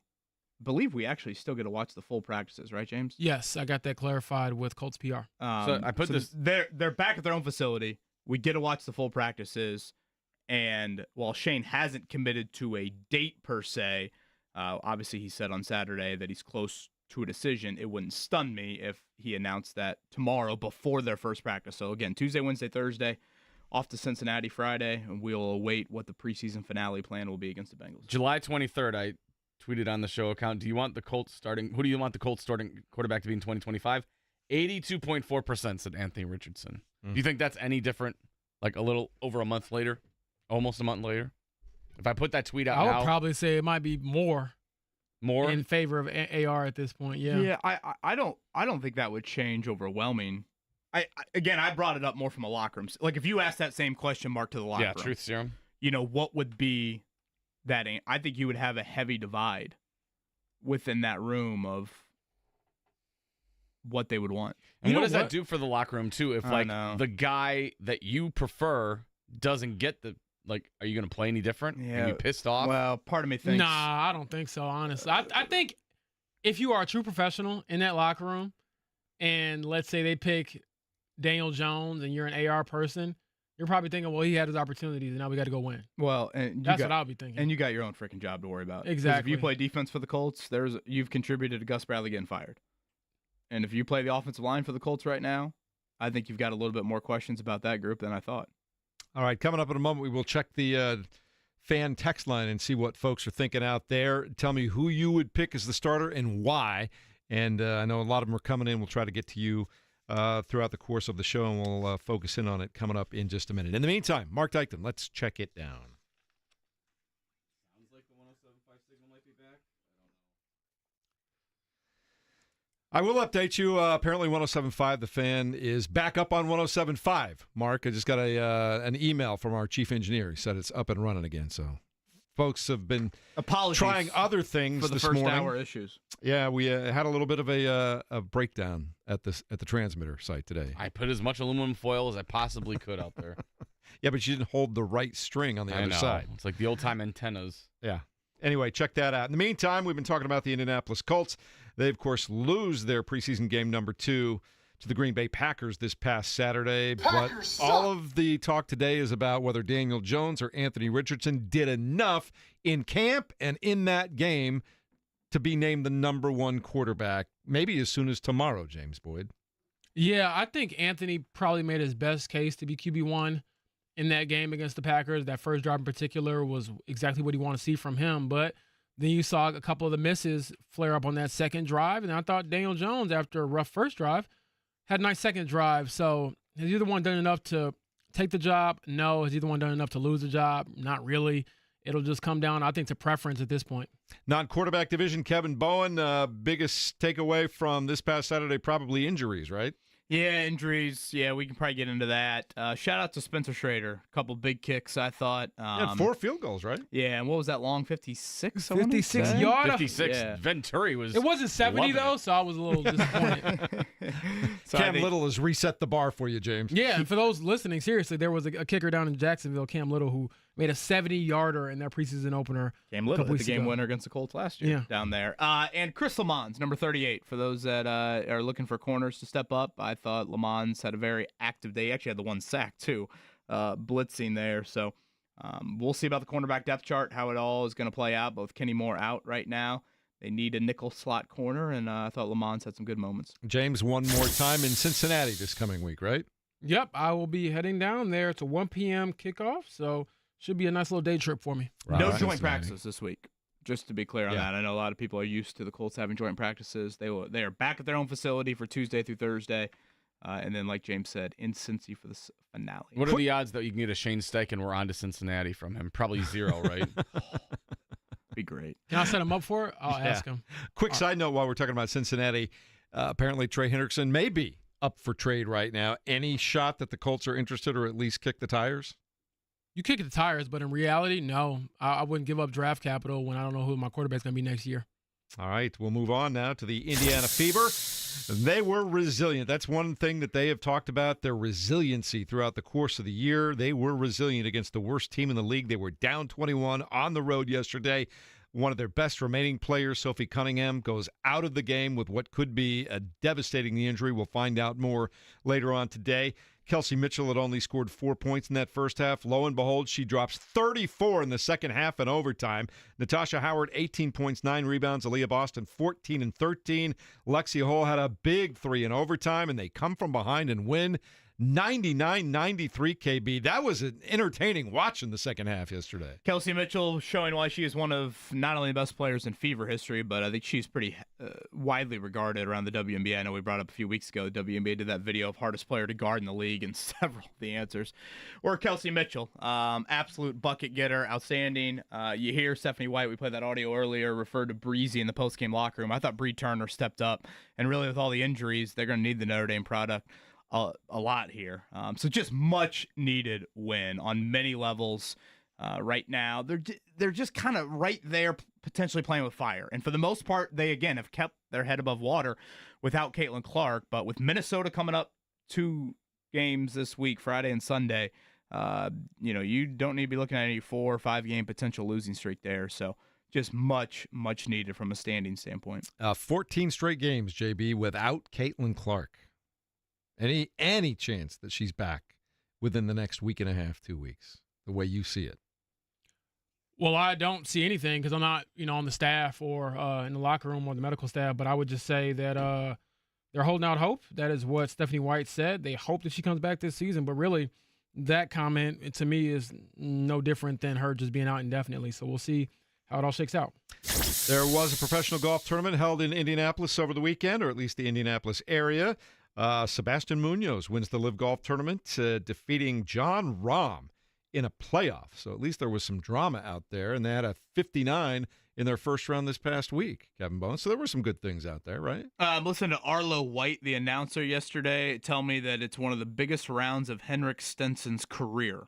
Now, Henrik Stenson has won a British Open, correct? Out-dueling Phil Mickelson in one of the greatest British Open Sundays we've ever seen. He's finished top 3 in 5 majors in his life. Yeah. And Arlo White's telling me that Sunday at Live Westfield is one of the biggest rounds of his life. I'm not sure I'm buying that one. I didn't really follow that one. No, it sounded like a good time for people that are out there, especially young kids, casual fans, the music, the entertainment. I was out there earlier in the week. Jason Derulo. And the Fan Fest stuff I was waiting for Ja Rule. Was pretty good. All right, meanwhile, on the PGA I Tour, love Jason Derulo. Scotty Scheffler fires a 15-under par to win the BMW at Caves Valley in Owings Mills, Maryland. That's his 5th win of the year, and he's starting to do Tiger-like things. I don't know that he has the broad appeal, certainly, that Tiger had, and all that charisma and stuff like that, but you just look at the stat sheet and the numbers and the wins and the dramatic chip in on 17 yesterday. He's doing Tiger-like things, Kevin. That was a Tiger-like moment. Yeah, it definitely doesn't have the incredible appeal and charisma that Tiger certainly brought to the game of golf. But nonetheless, Scottie Scheffler is in a whole different stratosphere. I think I saw the gap from him to number 2 in the world is the same as Rory's number 2, is the same as number 2 to 115 in the world. So, yeah, it is largely Scottie Scheffler's world right now. LeBron tweeting about it, Patrick Mahomes tweeting about it. All right, Major League Baseball. Scottie versus Sebastian Munoz, it sounds like. Should we do this? Should Liv send a golfer to the PGA Tour every week and the PGA Tour send a golfer to Liv every week? Good luck with that. Who's drawing the short straw on the PGA Tour? Do you think that would be a good idea? Just to add some drama? I think Liv would like that. Would you be more apt to watch? Yeah, I think so. Okay. Yeah. I actually watched a good amount of Liv. Major League Awesome. Baseball yesterday, Cincinnati Reds bring an end to the 14-game winning streak the Milwaukee Brewers had going on 3-2. Took them extras, though. They got it done in 10. Meanwhile, the Cubs beat the Pittsburgh Pirates 4-3, and the St. Louis Cardinals losing at home to the Yankees 8-4 in interleague play there. The Indianapolis Indians lose to Scranton Wilkes-Barre 7-5. They are off today. And Austin Dillon wins NASCAR in Richmond, Virginia. That's only the second time that the number 3 car has won a race since Dale Earnhardt Jr. back in 2000. Dillon won the Coca-Cola 600 back in 2017. So at least the number 3 car is back in victory lane for our motorheads out there. We like that. Next week is when IndyCar gets back underway, too. Kevin, you looking forward to that again? Milwaukee and Nashville to close out the year. By the way, did you guys see Taylor Gooch at Liv put on a... What's that name? It's the best Taylor name, yeah. Gooch. Taylor Gooch. Last name is Gooch, Gooch. Mr. Gooch put on a Thunder jersey on the party hole out there before he teed off. It's just wrong. It's just wrong. I hope he was summarily booed. Hell yeah. More than booed. I respect it, though. I think you're allowed to throw stuff at him. That too, but I think that's fair. If he's a true Thunder fan, Gooch can kiss my ass. Well, that might be. Kevin's 2 favorite things, Liv and Thunder jerseys. I guess we'll move on. Coming up next, we will take some of your thoughts into who is QB1. Check in on the fan text line at 239-1070. We'll do it as we continue on 93.5 and 107.5 The Fan.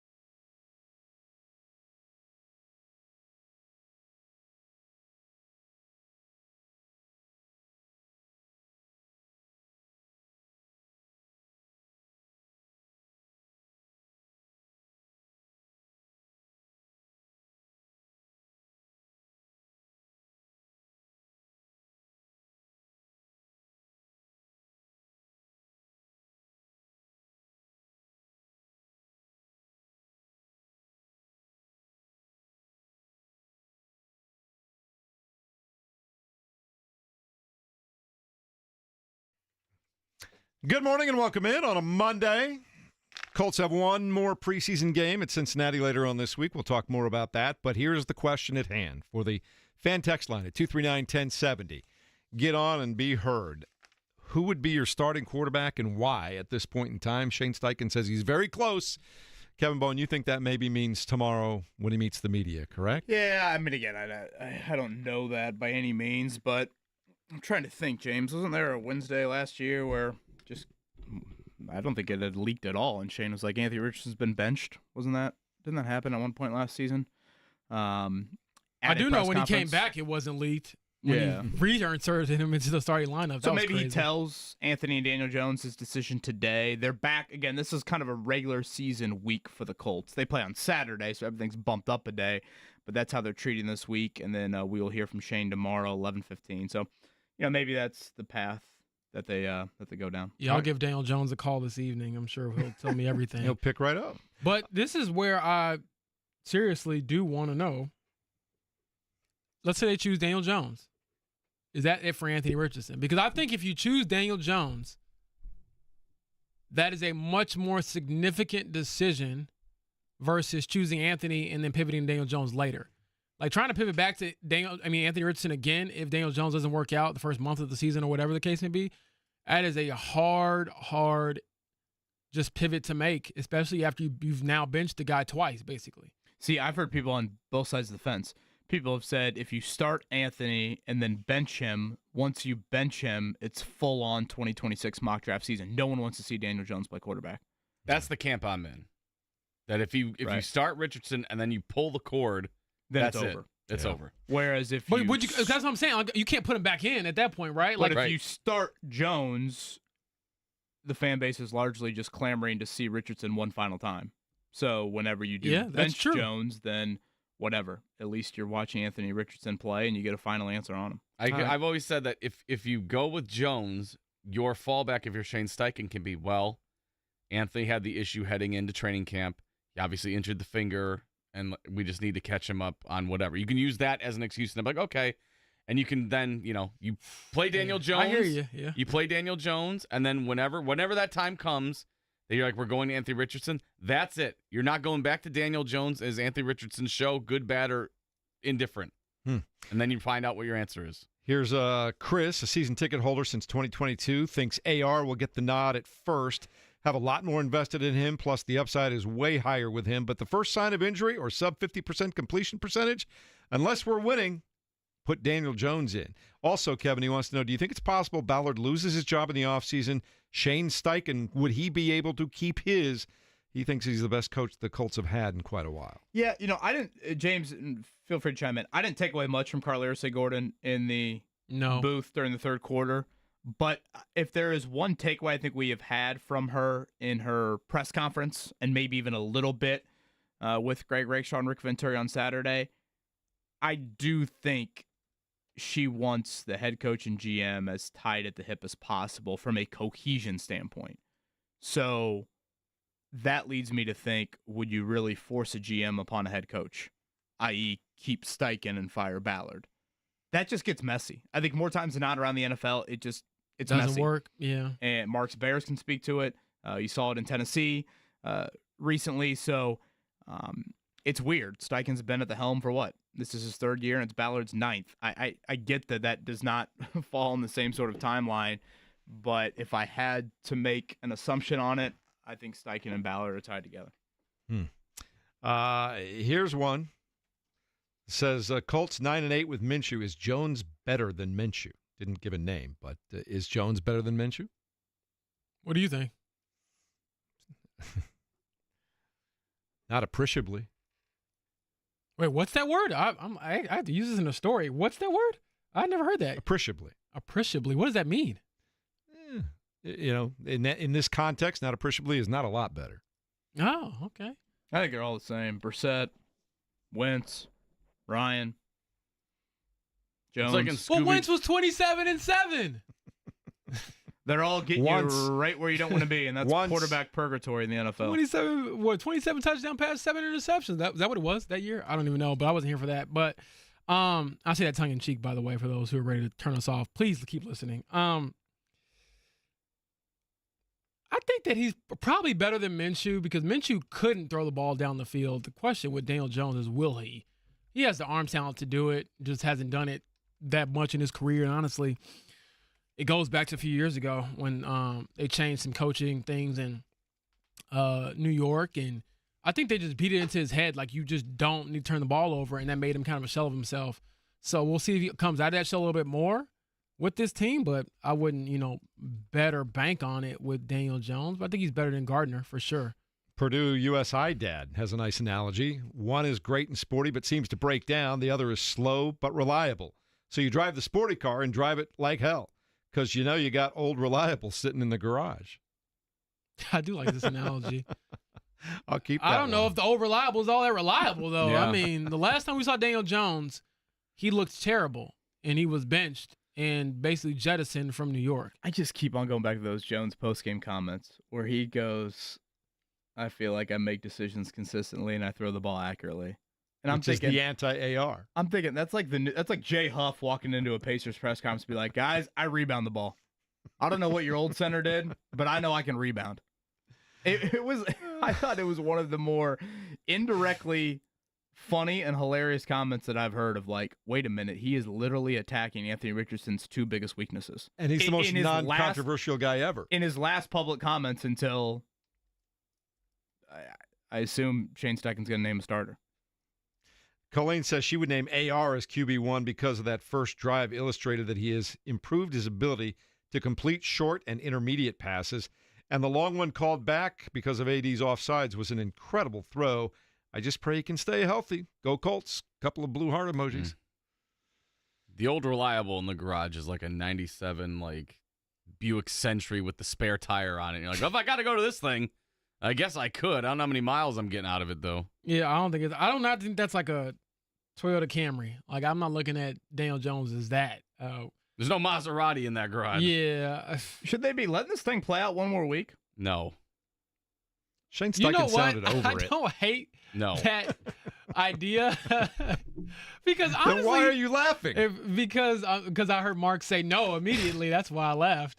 But, okay, why not, Mark? I was going to say, we don't even have an answer right now. We're both talking in circles. Just because you're disgusted by the debate? Or, do you think that it would be somewhat beneficial for one guy to all of a sudden become the full rep guy?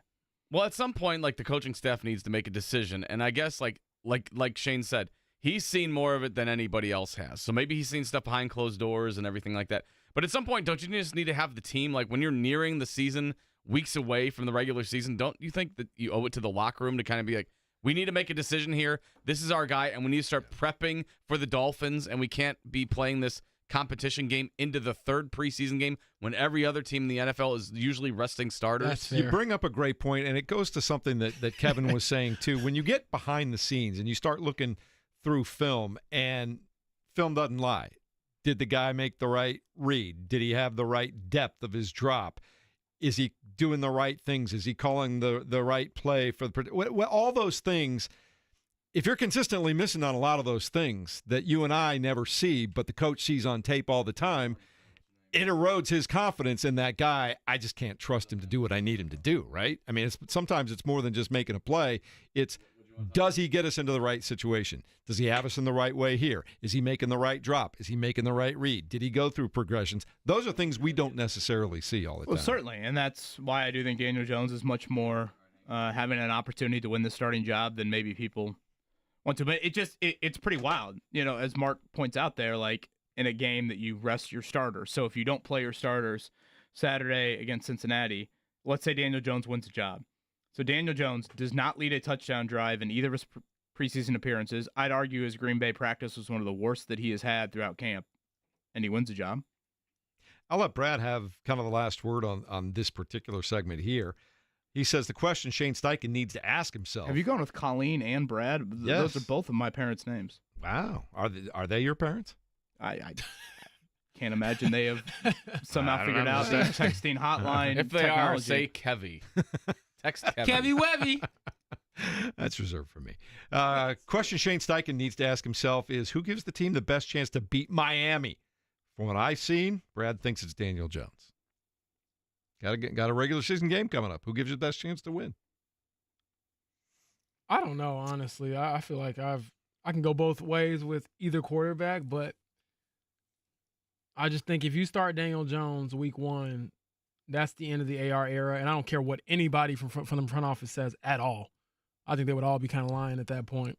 But then what if you bench Daniel Jones three weeks into the season? Then AR gets one more chance, right? Yeah, but then I would counter and say how many top 10 quarterbacks have been benched twice and it turned out to be actually good quarterbacks? None. And then bench for that guy, Daniel Jones, who, by the way, has done hardly anything. Kevin Garnett, anything is possible. That's what the Colts are trying to attempt, right? All right. We'll talk about it a little bit more next as we continue 93.5 and 107.5 The Fan.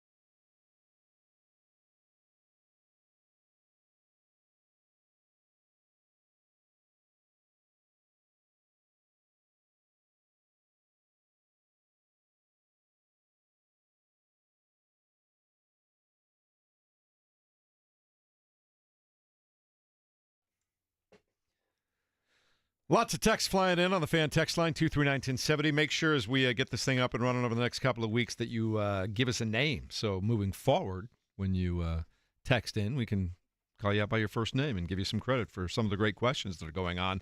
Like, for example, Kevin, here's one without a name right now. It's Mike. Thanks, Mike, for getting back to me. Does the head coach wait till right before kickoff, the first regular season game, to make the call at quarterback? Just for a competitive advantage? I know. I mean, we can't watch practices now, right?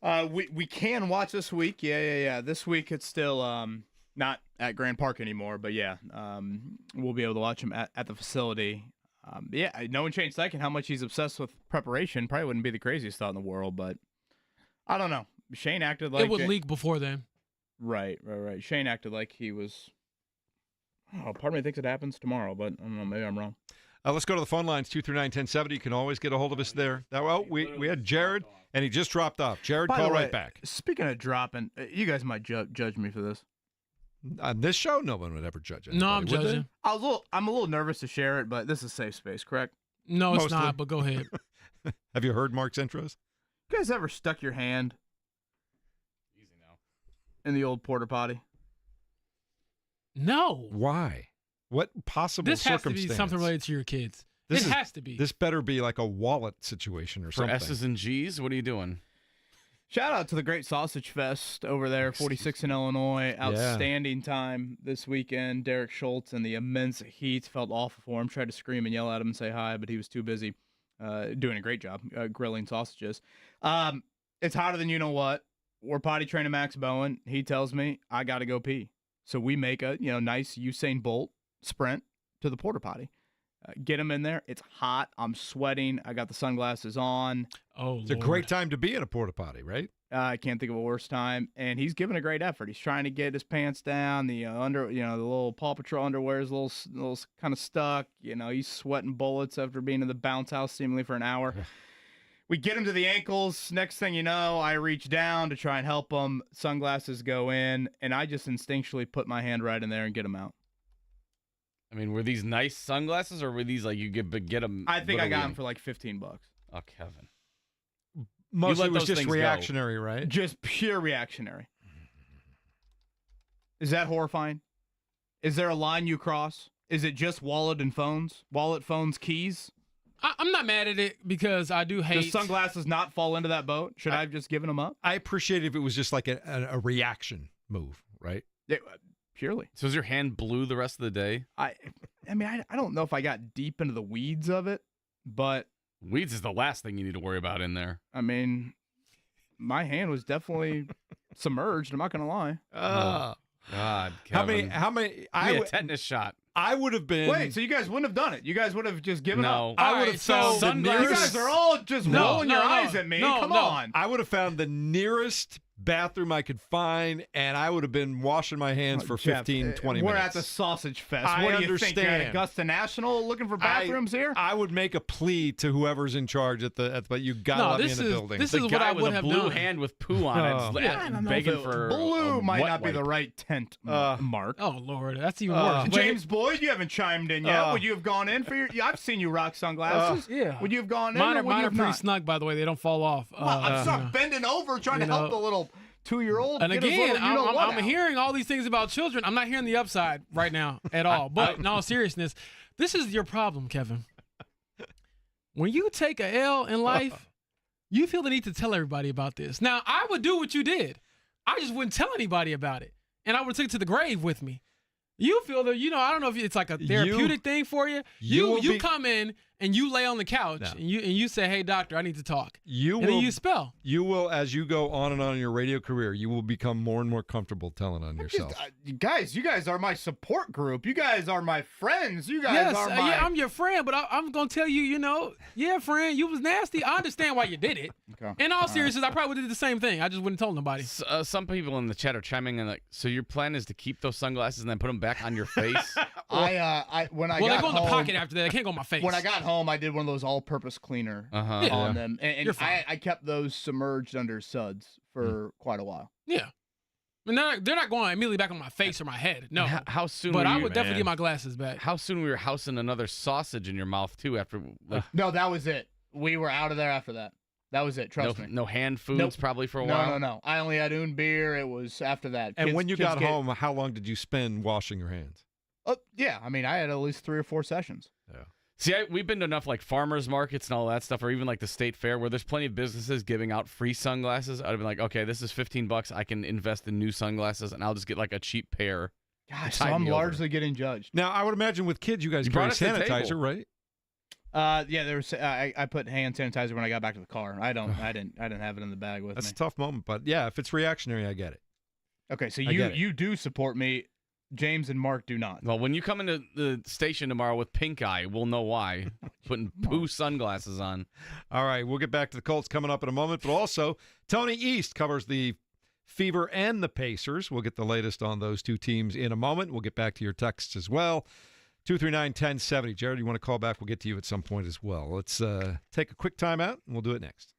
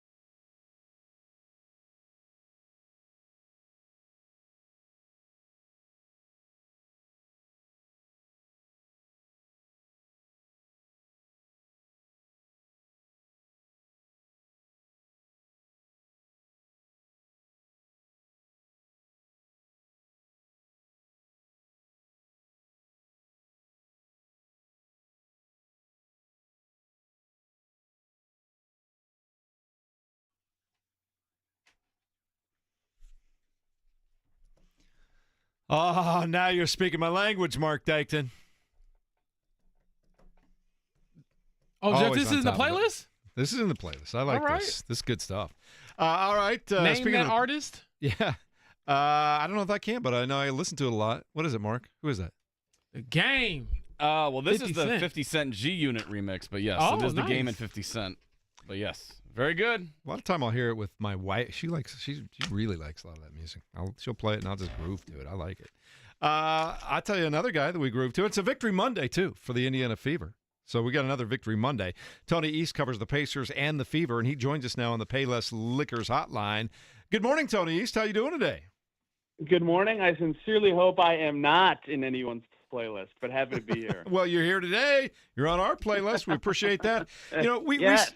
we saw in a Fever come from behind win over a team that's not all that good, but they match up apparently well with the Fever because they give them fits every time. They come up with an overtime win over Connecticut, 99-93. They were 21 points down, and we saw a very emotional Stephanie White post-game in the locker room. And I would imagine that emotion comes from perhaps another big injury coming. We'll find out today to Sophie Cunningham. But Caitlin Clark's been out for 14 straight games. We've had injury after injury after injury. What did you make of her post-game remarks? Yeah, it was not surprising, I suppose, but it did strike me that how emotional she was after a game like that. I mean, the Sun stink, right? And I think that the fact that she came to the presser with that, intense passion after a win like that says a lot about the state of affairs for the team. That, I mean, they just keep dropping like flies. That would be their fourth ball handler from this season that is out. If Cunningham's going to miss any time, like that's like all of them, right? It's just Kelsey Mitchell left basically, and obviously they filled in more now. So to be in that situation where she's telling us she was like swearing internally when Sophie goes down, and they have 31 points halfway through the third quarter, and then win, that's a coalesce, like everything coalesced to finally play the way they hoped they could for whatever that was to close the game, 17 minutes, and it could not have come at a better time. Like they looked really bad at home last week against some not great teams. The Sun are the worst team in the league by record. They're not a terrible worst team, but they're pretty bad. They needed to find a way to do that, and for the players to respond the way they did and play the way the Fever hope they can without Clark, like they have at times this season, like that's what a coach hopes to see her team do. And obviously it took Kelsey Mitchell super heroics, but it was awesome to see, how much that win meant, especially on a day when everything else went their way standings wise. So that was a huge, huge, huge day for the Fever, despite them beating a team that everybody thought they should beat anyway. Tony, hat tip. I thought the mother bleepin' adjective used in a tweet to describe Kelsey Mitchell yesterday was very needed. So great work with that. I won't say it here to save my job, but I save that word for like once a year, so it means something when it comes out. Like, oh yeah, a 30-something point half for a W player is crazy. That was unreal. You met the moment like she did with that tweet. So great work by Tony East on that. Okay, Caitlin Clark update. Nothing today, nothing tomorrow on the floor. Wednesday, Thursday practice. Stephanie White says the hope is she will be back before the end of the regular season. I start to get nervous if we get through this week and there's nothing on the floor. Would you be nervous too?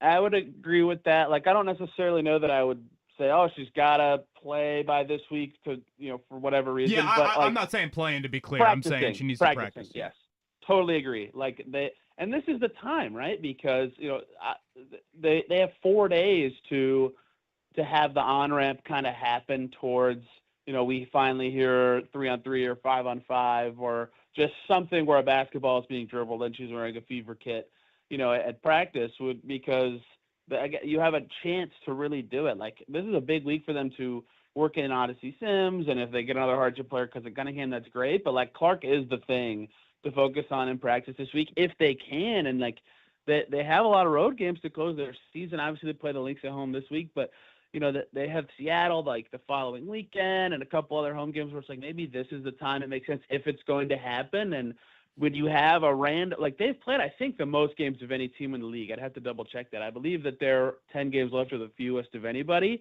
And so that does, in theory now, give them a chance to have practice time, which is so rare this late in the season. And they have to use it to if they can, get Clark some practice time on the floor so her return is smoother. And so I agree that if we hear nothing of the sorts of, on the hardwood dribbling, doing something 3-on-3, 5-on-5, that's when I'd be like, maybe that hope is just hope. But if something does come up, then that'd be great for them because they've beaten everybody this year at some point. Their peak shows they have a chance, but they needed to play to have that chance. Tony, how big was that win yesterday? And I'm not saying that as a cliche because of the fashion in which they did it, but just knowing where they are in the standings and who's up next on the docket. Yeah, they're scheduled the rest of the way. If you check, Tankathon has remaining strength of schedule. They have the hardest strength of schedule by like 5 percentage points of opponent win percentage. Like it's much harder than anybody else is, and that's why this last 4 games they played the worst 4 teams in the league by record. They played DC, Connecticut, Dallas, and I'm missing one person, Chicago. Like they needed to clean up in that stretch. They did not do great, but that's why they needed that win so bad. Like to get any sort of cushion before their schedule gets harder. Like this week they just play the Lynx, and Collier's status is improving, and that's the best team in the league. Like by a good amount, they're amazing, and they play lots of good teams the rest of the way. If they're going to hold off other teams or even keep up, like it's so hard to talk about what their goals should be because they're kind of equidistant from home court advantage and just straight up missing the playoffs. But I think their goal should be to make it first and foremost.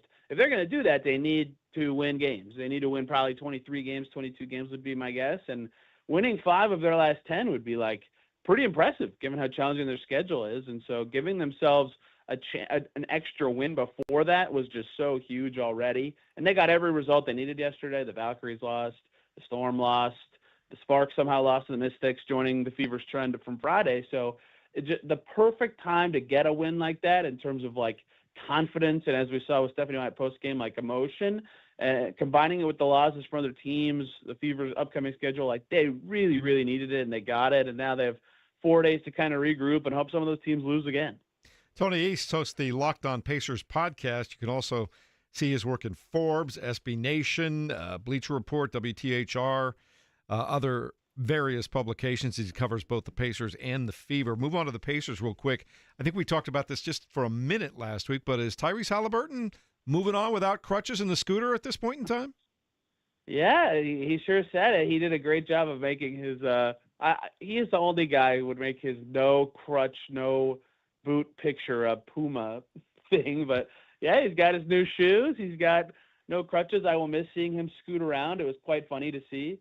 But that's good news. I mean, that's where the recovery kind of should be at this point. And it's nice to be on your feet and moving. It was funny to hear him talk about how challenging the most random tasks are at his house. But yeah, on the men, that's good. Even though he's not going to play this year, obviously, any sort of recovery update from him that's positive and moving in the right direction is good news.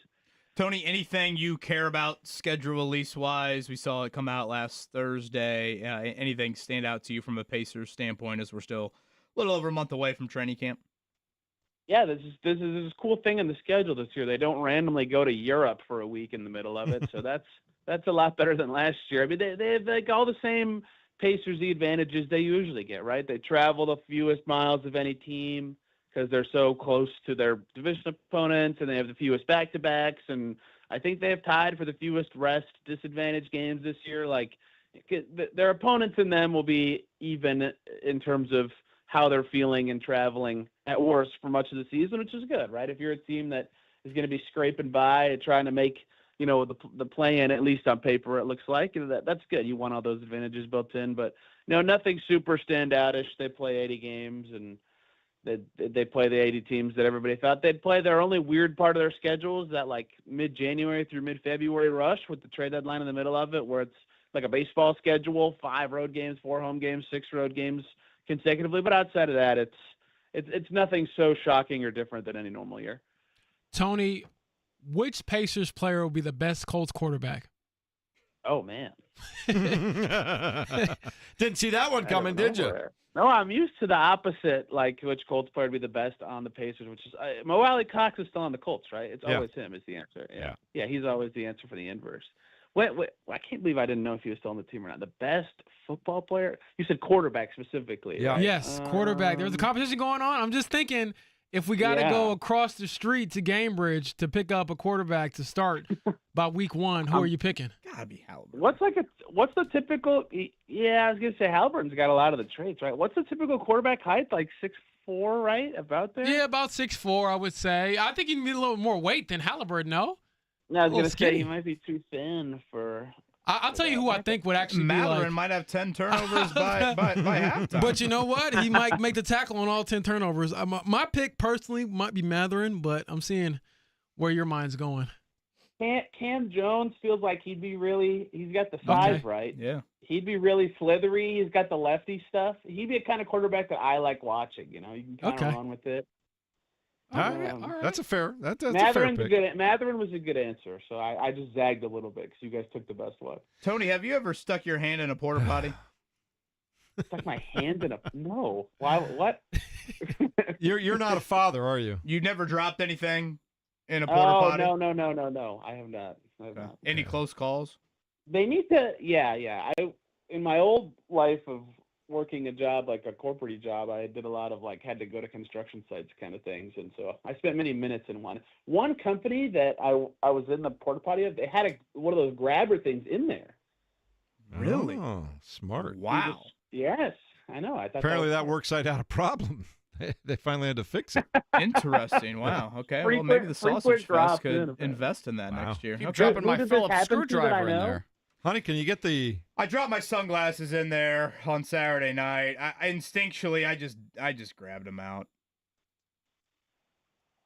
I have no comment on Are they there or are they gone for Gosh, you? Are you really going to judge me that hard? I thought you and I were friends. No, I'm not judging you. I have no comment.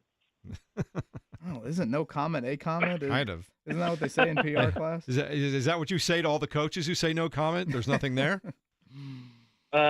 Also no comment. All right. Tony, thanks for stopping by this morning. We appreciate you. Thanks for having me, guys. Tony East covers Fever, Pacers, hosts the Locked On Pacers podcast. Yeah, that's a good question. Who Also would- goes to construction sites to use the toilet, apparently.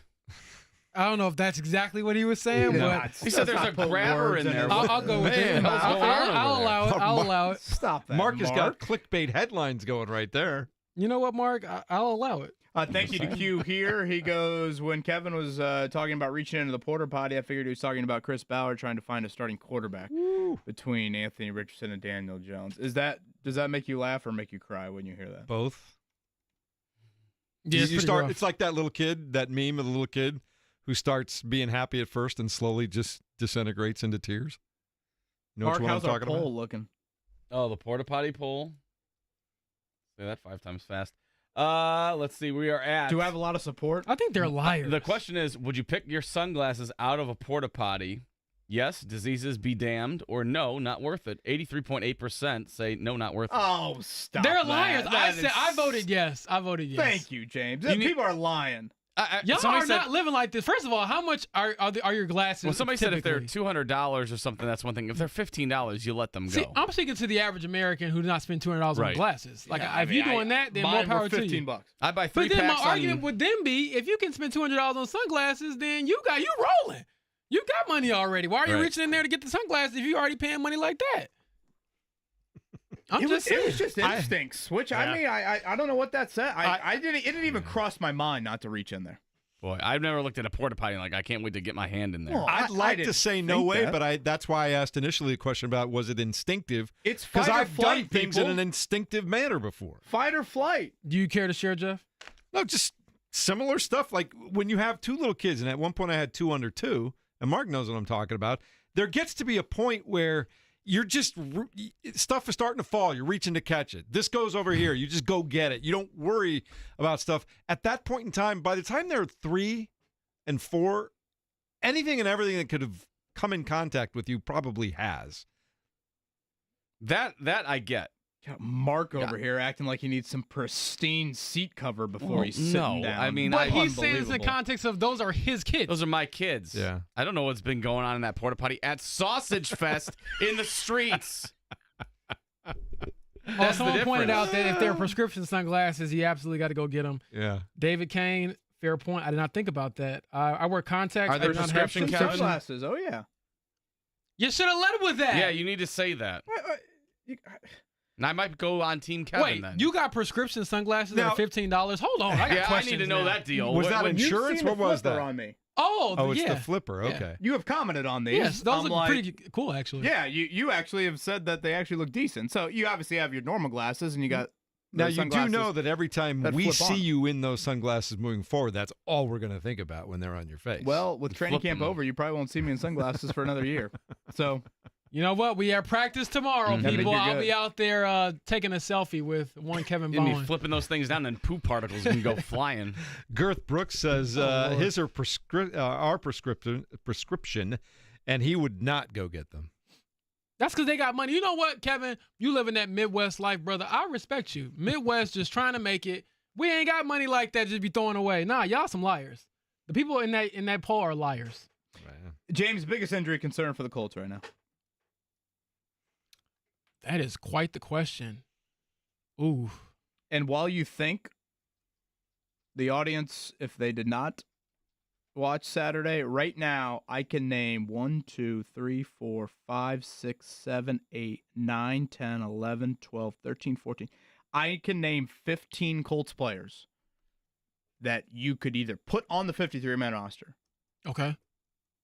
or some cases they're starters that are currently dealing with an injury. So let me name some of them. At running back, Tyler Goodson, Khalil Herbert. At wide receiver, Alec Pierce, Josh Downs. O-line, Bernard Ryman, Braden Smith, Blake Freeland. Defensive end, Kwity Paye, Samson Ebicom. Linebacker, Jalen Carlisle. You got the corners, Kenny Moore, Jalen Jones, Juju Brents. And then safety, Nick Cross, and we saw Hunter Wooler get hurt in that preseason game. 15 names. Now, again, not all of those are season-ending.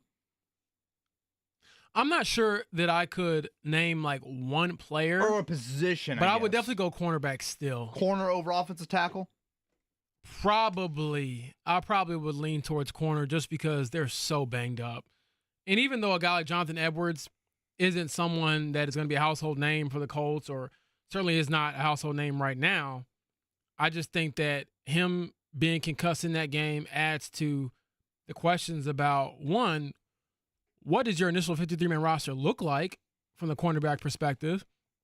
And then two, how many more bodies can you lose when you still haven't got anybody's back? I mean, there's still no update right now on Jalen Jones or Juju Brents. Will be out there for practice tomorrow to see if either is available finally after being out a couple weeks with the groin injuries. But, Kevin, it is not good. And then keep in mind that Kenny Moore has been out for about a week now.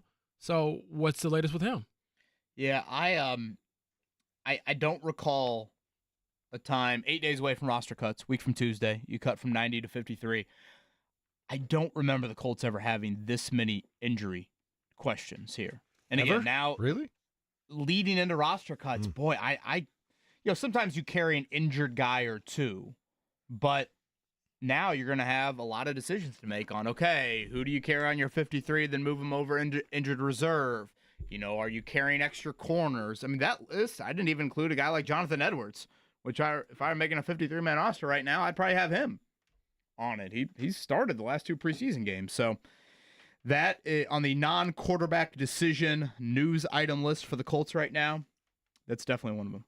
All right, we'll talk more about it in a few minutes. Get in on the text line at 239-1070 if you'd like What's to. the names, by the way? Wow. Jeff, you commented on one guy's name, and that was clearly... Yeah, that was not a good one. That made me laugh. You didn't like that name, huh? No, I know you. That name is kind of crazy. Girth Brooks says... Girth Brooks. Yeah. Stay away from that. Thought it was amusing. That's just me. Girth Brooks. Well, it's better than Let's call Taylor him G. Gooch Brooks. wearing that dumb Yeah, Thunder jersey I agree. out at Live. I agree. We got Gooch and Girth. Send him to the Saudis after that. Sounds like a store you're going to open up. That's right. All right, let's do a check down.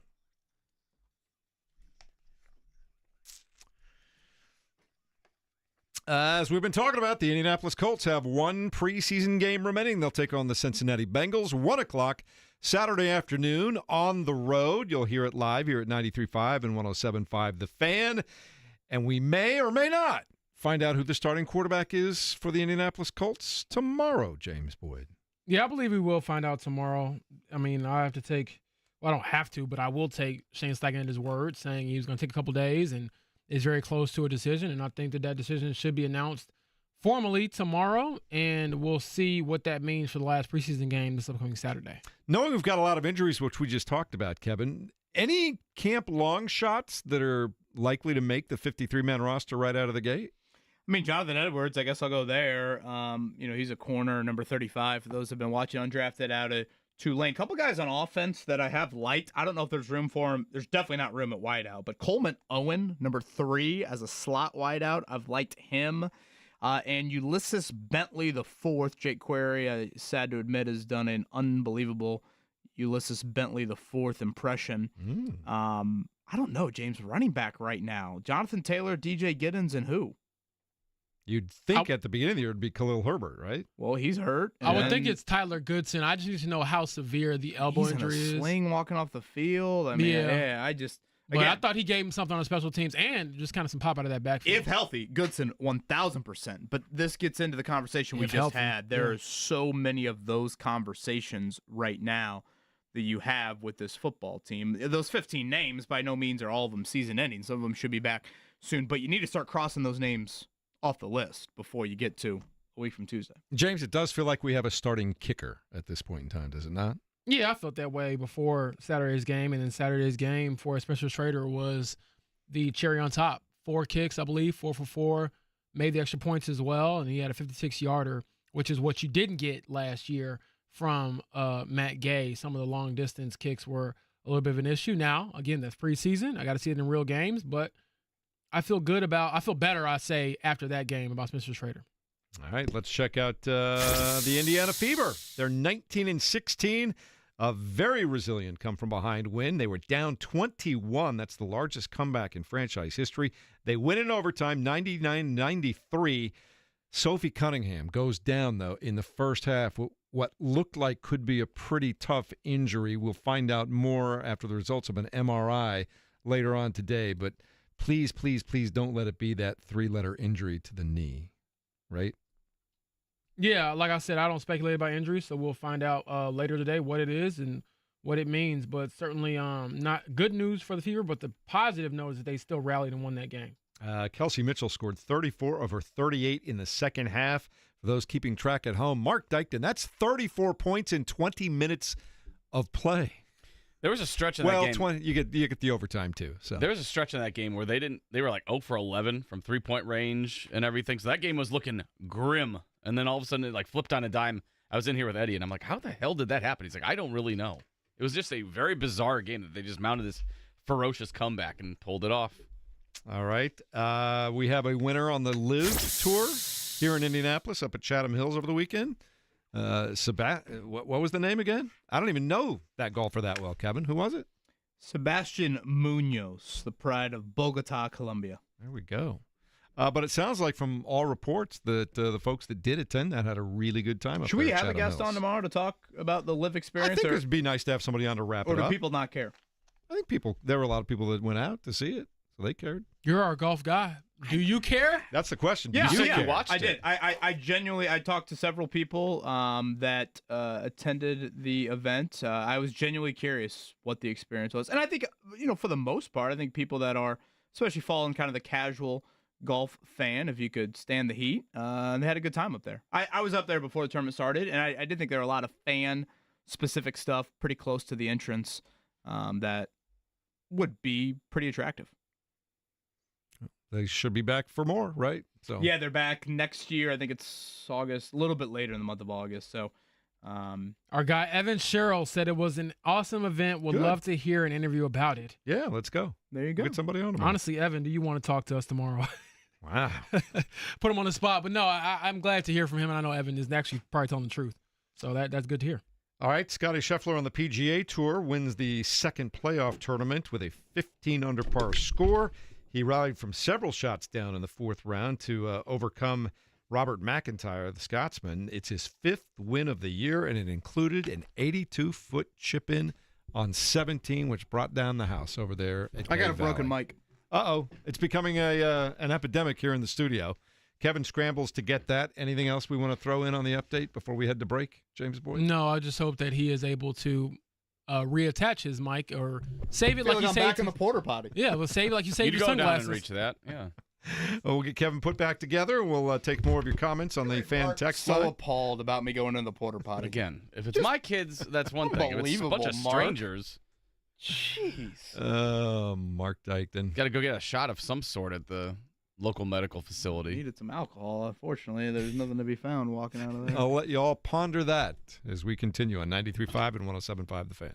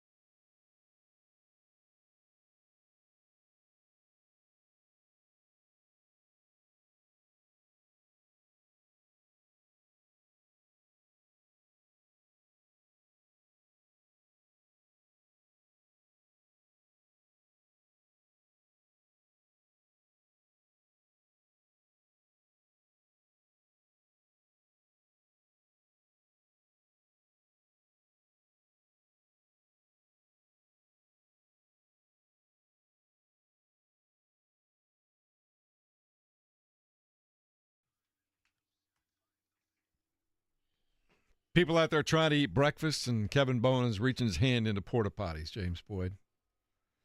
Don't bring me into where we're at this. today. I think That's you should be where we're turning at your head today. the other way. That's where we're at today. Emailer Garrett, just want to say thanks for ruining my sausage McMuffin I was trying to enjoy. I mean, I can't be the only one out there that's ever stuck their hand in the porta potty.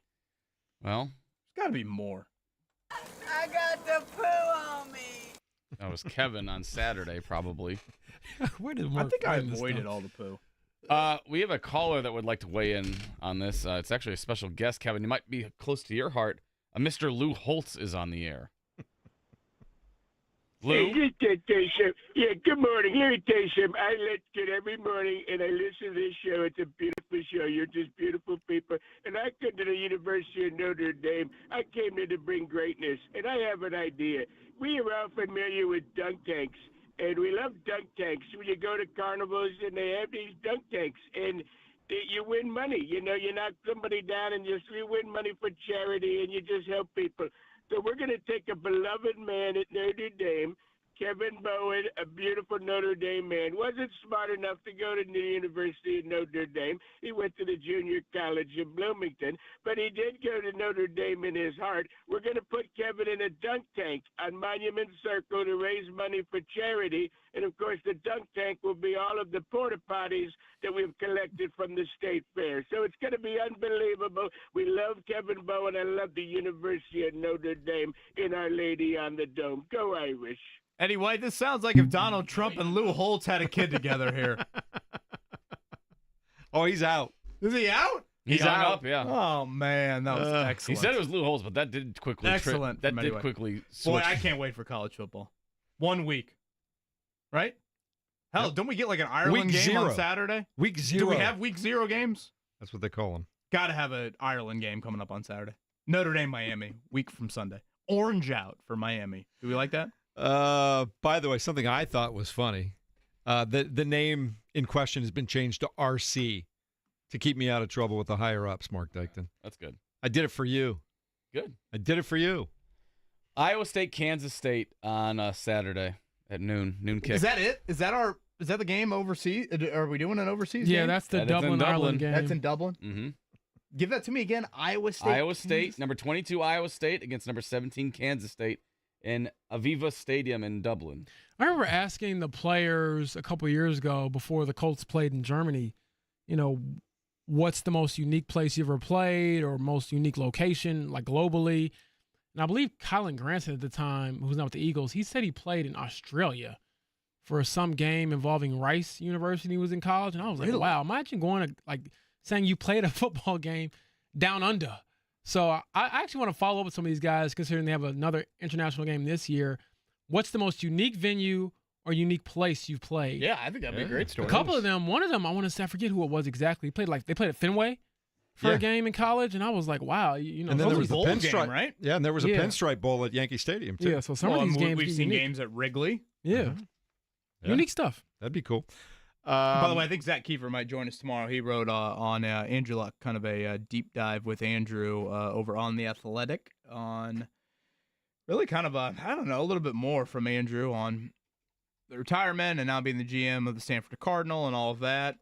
He said he initially thought he was going to play till 40 or 45 years old. Can you imagine?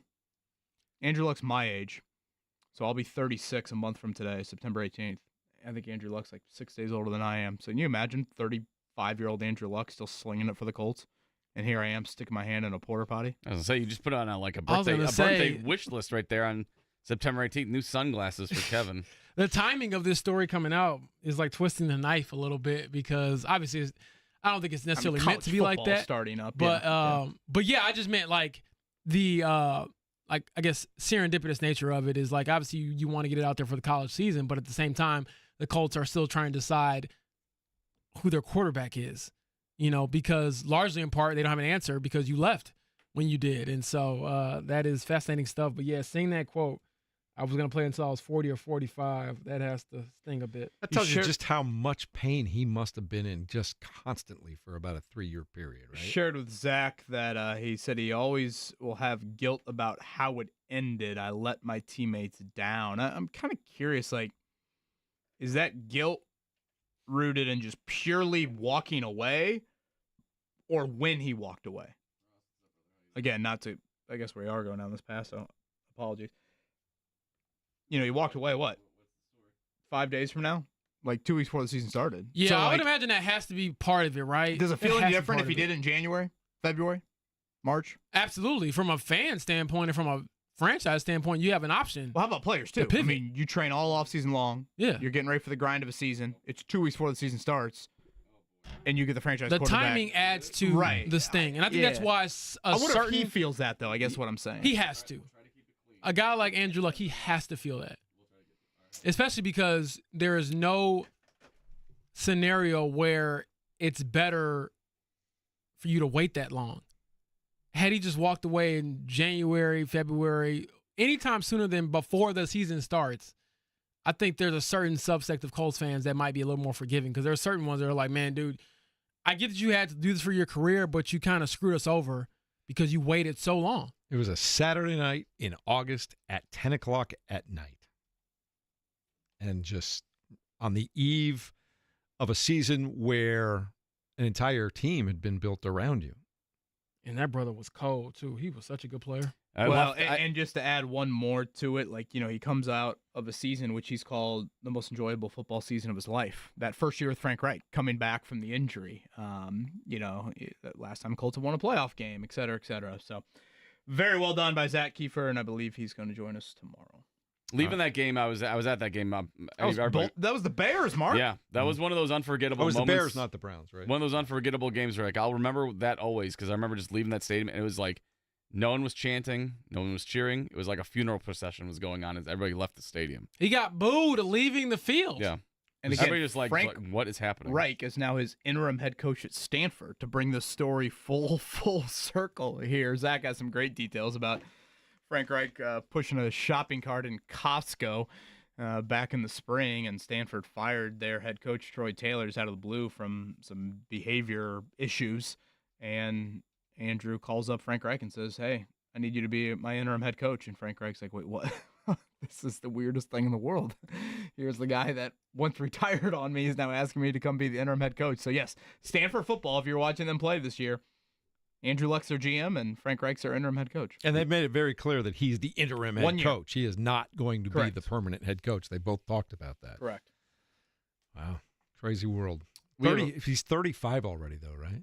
Yes, Andrew Luck, 35 years old.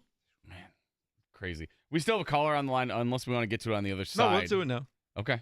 Is this the same one that was half Trump, half Colts? Is that Eddie White? This is not an impressionist. This is Ross, who is on Team Kevin, I believe, when it comes to porta potties. Oh, Ross, what do you have? Hey, good morning, guys. And Jeff, hopefully I don't get you in any trouble today, but I just wanted to say... Oh, somebody's going to get me in trouble every day. I'm used to it. It's good. Yeah, well, you can just call me RC now. So anyway, I have to use public restrooms quite a bit because I'm a contractor on a utility all throughout northern Indiana, and I have a vest on most of the time. And I was forced to use a Speedway, like the gas station Speedway restroom. I leaned over forgetting that my phone was in my chest pocket, and it, looked like Halliburton at the end of the game, right in the center of the toilet. And and I had to make the decision to go ahead and try to get it out of there. And fight or flight is what I call it, Ross. Yeah, but luckily I am one that tends to just go to like Meijer or Walmart and get a prepackaged phone and switch my SIM card every couple of years. So I just went ahead and did that. But yeah, I couldn't just leave it in there. So I had to do what I had to do. And luckily I knew who used it right before that happened. So could have been worse. Yeah, I don't know if that's a ringing endorsement or not. Ross, RC, appreciate it. Hat tip. Thank you. Now, now it sounds like you guys are okay with what Ross did, but you think the sunglasses just, no. Well, CT in Nashville says he's got $750 prescription Oakleys, and he'd just take the L. Well, that's insane. Well, he's got money. Damn. I mean, gosh, I'd love to be living in that tax bracket. But he also throws in for you, not surprising for a guy who takes a shower once a week. Look, just because I don't shower before the show doesn't mean I only shower once a week. Yeah, these are Jeff's burner accounts. I think yesterday I had 2 showers in me, actually. I got time for burner accounts. These are James. Jeff's burner's account taking shots at. I don't know. He was a little giddy reading that, Kevin. All these comments in our text chain. He found that one and read it live on air. Mark and Jeff with all these burner phones over here just ripped me a new one. It was an instinctual reaction. It dropped in there. It wasn't submerged. It was sitting there floating nicely. I said, let's get those right out. Floating is the operative word there. I came just to paint vivid imagery for our listeners out there. Yeah, Sausage Fest Saturday night, and yeah, I'm trying to help Max Bowen get his underwear down to the ankles. Don't put there. this on Max. I know. This is not on Max Bowen. Next thing you know, well, again, you're just adding color to the story here, as every great James Boyd piece has up on The Athletic. And I come home, and after the glasses go under, I didn't put them back on, just to add a little more context. I did wash them thoroughly. They were submerged under suds. I washed my hands probably 5-6 times. I get it. I understand the whole It's thing. my left hand, if anyone's curious. It. So if you ever shake my right hand, it will not be that one. There we go. I would like to think that there's a lot of sanitizing and hand washing between then and any time soon. Correct. Someone shakes your hand. So, all right, we'll put a bow on that one. We'll talk a little bit more about the weekend that was in the world Do you of think sports. they clean them like Friday night into Saturday? No, Kevin zero chance. I think more No. than anything, you brought this up so many times. I think you're bothered by the fact that you did it. Well, I consider you guys friends. I consider you guys a support group. I consider our listening audience people that are very close and dear to my heart. And so it was weighing on me, and I wanted to get it off my chest. I feel like it's getting deep in here now, too. We can be friends. Doesn't mean we have to agree with you 100%. All right, I'll let you guys deal with that as we continue the Fan Morning Show in a moment at 93.5 and 107.5 The Fan.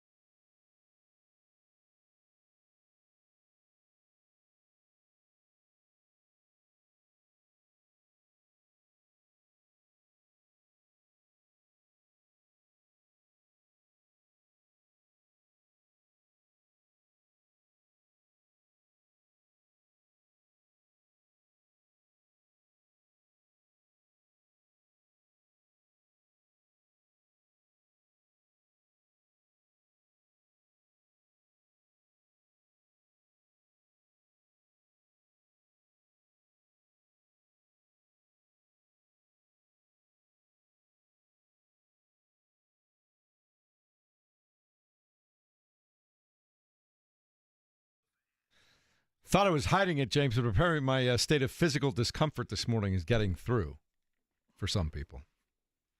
Feel free to elaborate. You just told me there were people writing in saying they heard me moan coming back into a segment, correct? Yeah, I mean, for those who don't know, Jeff will certainly moan through some of these commercial breaks. I don't know if it's pain. I don't know if it's pleasure. I don't know what it is. It's definitely not pleasure. A little bit of a masochist over here. It's a little bit of both. Oh, Moaning my when you read the goodness. name Girth Brooks. Oh, yeah. See, I did that for you, Mark. I thought that would be funny for the show. See here, don't try to throw it on Mark. I've seen these lines, which his name has been changed in our text line. But Oh, my goodness gracious. That's see, one of it's them. that. It's That's that. one of them. That's what the people are talking about. That may have been more discomfort with the subject matter. I'm not sure. Either way, we are rolling here on the Fan Morning Show on a Monday morning, and I guess I would like to think we're just a little bit less or a little bit more than 24 hours away from maybe knowing who the starting quarterback for game number 1 for the Colts is going to be. Yeah, we'll see. There's part of me that thinks maybe Shane Steichen tells the QBs today. The Colts are back at their own facility again. Training camp is over. They will have open practices, though, to the media, not to fans, but to the media, Tuesday, Wednesday, Thursday. Kind of a regular season script week. Obviously, their preseason game is Saturday in Cincinnati, not on a Sunday, so everything's kind of bumped up a day. So think normal Wednesday regular season week, i.e. Shane Steichen meeting the media, would happen tomorrow, a little after 11 o'clock. So who knows? Maybe we get a little word from Shane then. And, again, we still don't know yet exactly how they'll handle this final preseason game and all of that, but perhaps some white smoke from West 56th Street coming up here imminently. And the immediate, I'm looking all day long. I'll probably be refreshing my social media to find out if there's any update on Sophie Cunningham and her injury that took her out of the game yesterday.